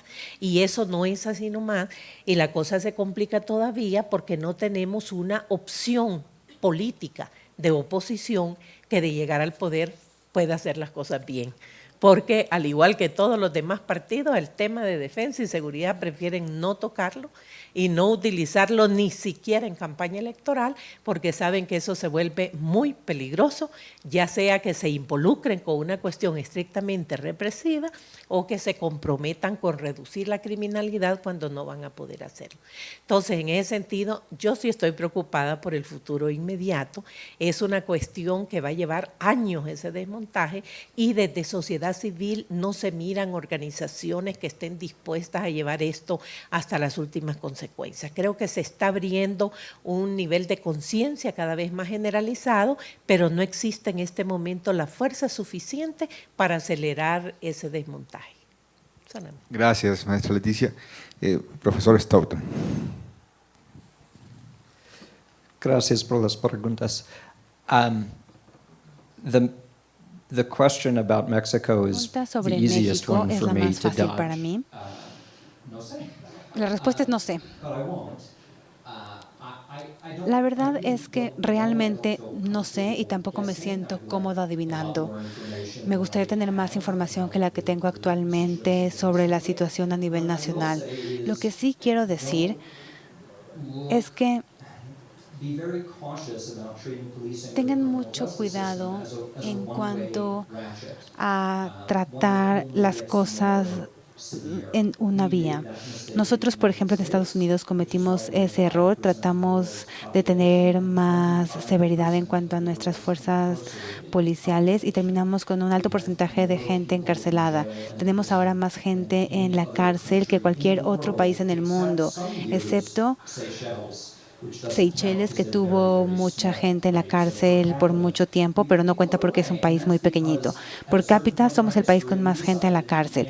Y en cierto punto en la historia, pues nos dimos cuenta que el castigo y el arresto no eran la respuesta siempre. Así que, agradezco la pregunta que se me hizo en un principio a mí. Creo que podemos tener conferencias completas sobre la dificultad de la capacitación policíaca y la razón por la que la raza y la clase y la minoría es un tema tan importante en Estados Unidos en el contexto de la policía es que en verdad es un problema moral dentro de nuestra sociedad. Tenemos cientos de años de racismo, cientos de años de políticas sobre economía, sobre educación, sobre salud, que han presentado desventaja para grandes cantidades de gente, para un alto porcentaje de nuestra población. Así que esto realmente afecta la forma en la que estas comunidades o esta población interactúa con la policía y viceversa. Ahora, hay instituciones en el sur de Estados Unidos, en donde se hacen patrullajes. Históricamente hablando, estas policías no han creado mucha confianza. Tenemos todavía recuerdos de esta policía causando daño. Hay policías que hacen acciones por ganancias propias, como en el caso de Ferguson. Ahí resulta que la ciudad estaba obteniendo dinero al darle multas a los ciudadanos, especialmente a los ciudadanos afroamericanos pobres. Así que se ve ciertas disparidades en el uso de la fuerza y diría yo que hay muchos problemas que tienen que ver con la raza y con las diferentes comunidades y minorías en Estados Unidos. Es un tema que tenemos que abordar. Pero bueno, yo creo que para tener una buena policía la confianza es importantísima. No siempre hemos tenido buena policía. De hecho, hoy en día a veces fallamos en cuanto a cumplir con esta promesa de tener un buen sistema de justicia de la policía. La verdad es que hay mucha razón para ser optimistas, eso creo yo. Si la gente no está contenta y la gente quiere una diferencia, creo que sí lo podemos lograr.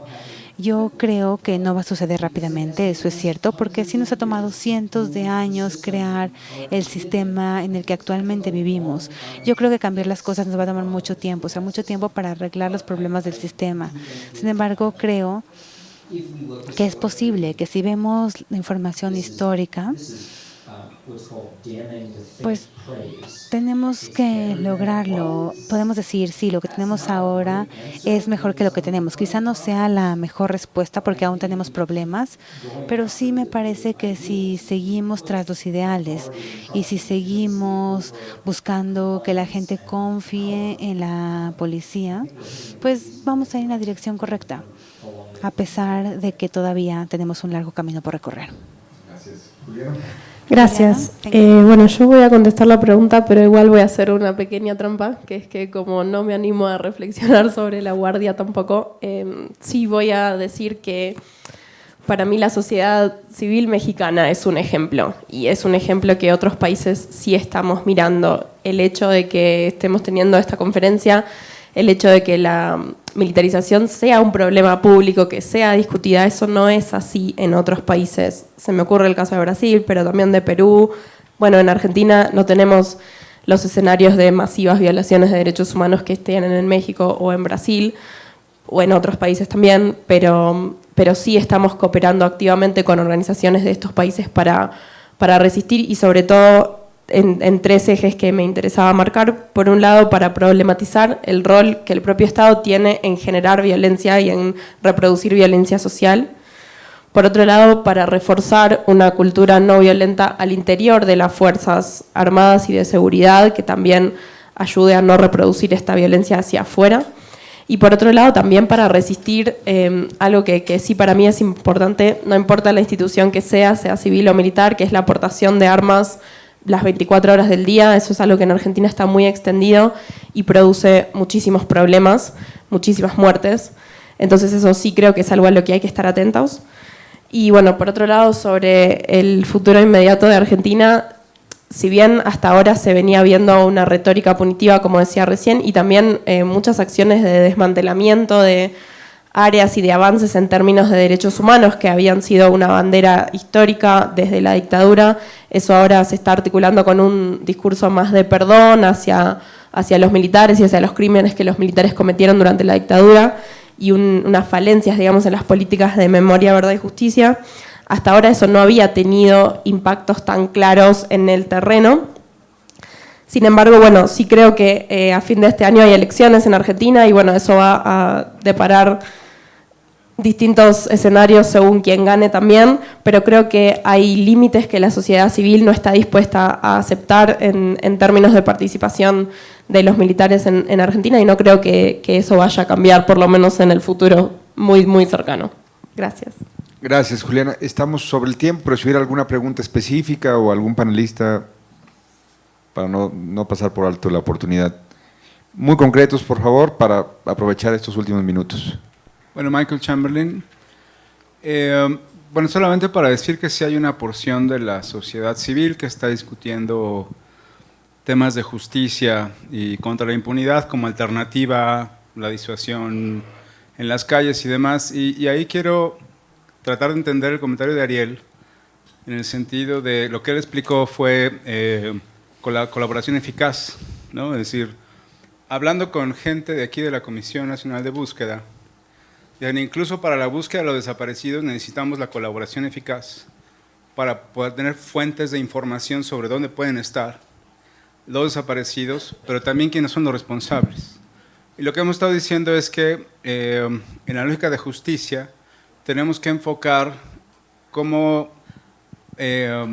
procesar a los más altos responsables.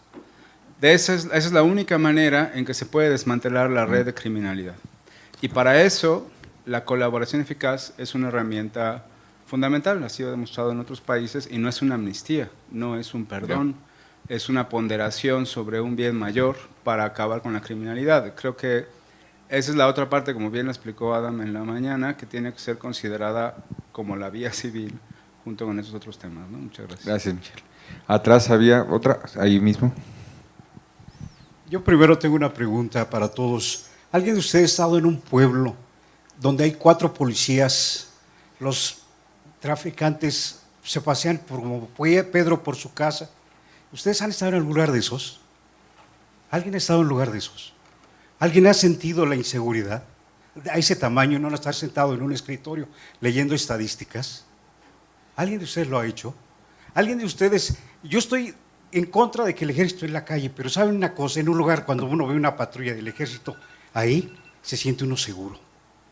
Eso es lo que sucede ahora. 2, aquí al compañero de Colombia, los falsos positivos se dieron por el incentivo que les ofrecieron a las Fuerzas Armadas por cada uno de los supuestos guerrilleros, y de ahí partió el crear, ganarse un dinero extra matando gente inocente. Gracias. ¿Su nombre, por favor? José Soriano. Gracias, José. ¿Alguna pregunta más? Entonces, la ronda final, por favor. Sí, Francisco, por favor. Sobre esta última pregunta que, digamos, académicamente es extraña de preguntarle a uno si está en esa situación o no. Creo que es importante responderla porque el punto no es si uno esté o no en una situación similar tan específica como esta, porque obviamente en mi caso yo fui ministro de Gobernación y dirigir inteligencia criminal en Guatemala, la diseñé y la dirigí, disculpen que me ponga como ejemplo, pero es para decir que yo sí he tenido ese, y no me hace tampoco mejor analista que mis colegas si no lo han hecho, por una simple y sencilla razón, son 2 niveles diferentes de la experiencia. Desde la perspectiva del analista, cuando uno lee tendencias, por ejemplo, si uno quiere establecer patrones de comportamiento criminológico con respecto pues, a violaciones, por ejemplo, no crea usted de que aunque yo nunca he visto una violación, al hacer todos esos análisis no me impacta. Por supuesto que sí, el tema aquí no es la sensación ni el impacto, el tema es aquí que esta información que usted nos está dando sirve precisamente para trabajar con otros datos que puedan añadirlo. Esto es importante porque hoy en la mañana se insistía sobre el tema de lo local, y lo local no solo es el municipio, es la experiencia de la familia, lo podemos ver en el tema de la extorsión es uno de los temas que más impacta a la gente y a su entorno. Pero, digamos, necesitamos también decisiones racionalmente frías que nos permitan decir, bueno, si hay una tendencia y descubrimos esa tendencia, vamos por este lugar. La experiencia empírica no necesariamente ayuda a la comprensión de la toma de decisiones, y perdón que tome mucho tiempo esto, pero es que frecuentemente a los analistas, y ahora que me dedico a esto, sufrimos digamos, esas críticas permanentes. Es que usted no lo han asaltado nunca, es que usted nunca le han secuestrado a un hijo, es que usted nunca le han hecho esto, nunca. No, el punto es que el analista tiene una mirada que le permite ver todos esos elementos de experiencias individuales, profundas, difíciles, y nos permite sacar tendencias y nos permite sacar evidencia para la toma de decisiones. Esto me parece a mí que es importante responderlo porque creo que es, digamos, un poco defender la posición en lo que estoy. Ya, gracias, Francisco. ¿Alguien quiere hacer otro comentario? Yo, un segundito. Sí, si quieres le damos a Seth y luego vamos con Ariel. Very quickly, the last question reminded me of something that our Supreme Court wrote in a case.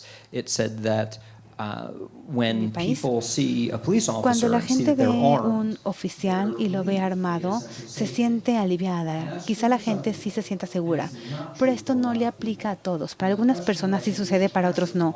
Yo creo que la pregunta que tendremos que hacernos en cuanto al orden civil es ¿a quién se supone que tiene que servir la policía, el gobierno? En realidad a todos los de la comunidad, y eso incluye a la gente que está haciendo narcotráfico.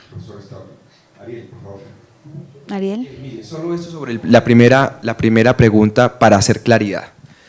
A ver, la amnistía solo se aplica a conflictos armados internos, como el caso colombiano, eso no se puede aplicar en México. Eso es una cosa diferente. Bien, saquémoslo de la discusión. La discusión es si hay un proyecto de sometimiento a la justicia o conocido como de alternatividad penal. El proyecto de alternatividad penal los hay. Uno de los más eficaces es el que tienen los Estados Unidos. Supremamente eficaz, porque además con eso financian parte de la DEA y todo. O sea, es un jurgo de plata lo que entra por todo, la plata, por ejemplo, que va al Chapo Guzmán o que dan los hermanos Rodríguez Olejuela, etc. Un jurgo de plata. Un narco ahora, Chupetas, le dicen en Colombia, del norte del Valle, entregó cerca de $2.000 millones a la justicia norteamericana y no reparó una sola víctima en Colombia. Bien, el proyecto de alternatividad penal se basa en lo siguiente. el criminal paga 7, 6, 5, 8 años de cárcel, no paga más, porque nadie hace un sometimiento para estar toda su vida condenado a 60 años de cárcel, o sea, eso no pasa. Si no, no. Entonces, 6 años de cárcel. A cambio, entrega el 95% de su riqueza para reparar a las víctimas, restablecerle sus derechos. Y entrega información efectiva, información de 2 tipos. La información de dónde dejó los muertos, a dónde los tiró, en qué río los tiró, en qué momento los tiró, en qué fosa los dejó, por qué lo hizo y la información de quiénes han sido sus colaboradores para poder desmantelar la red. Y si no cometemos lo que preguntaba Adam, que en 10 años estamos otra vez en otro sometimiento porque no entregaron nada. Eso es un proceso de sometimiento a la justicia. Pero eso hay que dar garantías judiciales. 6 años de cárcel, 7. Pero decirle, no, ven, entrégame tu riqueza, ven, entrégame todo y púdrete en la cárcel, pues eso no va a pasar. Eso no va a suceder. Esa es una alternativa. Ahora, esto tiene un problema moral. Y es lo que aquí me ha dicho Francisco. El problema es que es una cosa dramática. No, pero el tipo violó 200 niñas y entonces no me vas a pagar 6 años de cárcel. Sí. La otra es que en los próximos 10 años viole otras 3.000. Entonces podemos parar eso en un año, pero a cambio de ofrecerle unas garantías judiciales. Es una discusión, por eso no puede hacerse como en El Salvador por debajo de la mesa. Eso tiene que ser una discusión delante del país para que el país sepa en qué va, porque el costo puede ser dramático. Y eso en parte fue, no siendo un sometimiento a la justicia, siendo una negociación de paz, lo que nos pasó con las FARC. Nosotros nos fuimos a negociar a La Habana, allá pasaron todos los expertos, duramos viviendo 4 años, por el caso mío nomás 2 años, y cuando llegamos al país perdimos el plebiscito, como se perdió el referendo en Guatemala. Ese es un costo dramático. Gracias. Como pueden entender, los panelistas van a seguir mañana aquí en la segunda jornada de la segunda Conferencia Internacional de Seguridad Ciudadana. Este diálogo no lo detenemos, solamente es una pausa para que mañana retomemos con más energía esta discusión. Les agradecemos mucho, muchas gracias, muy buenas noches. Gracias a todos.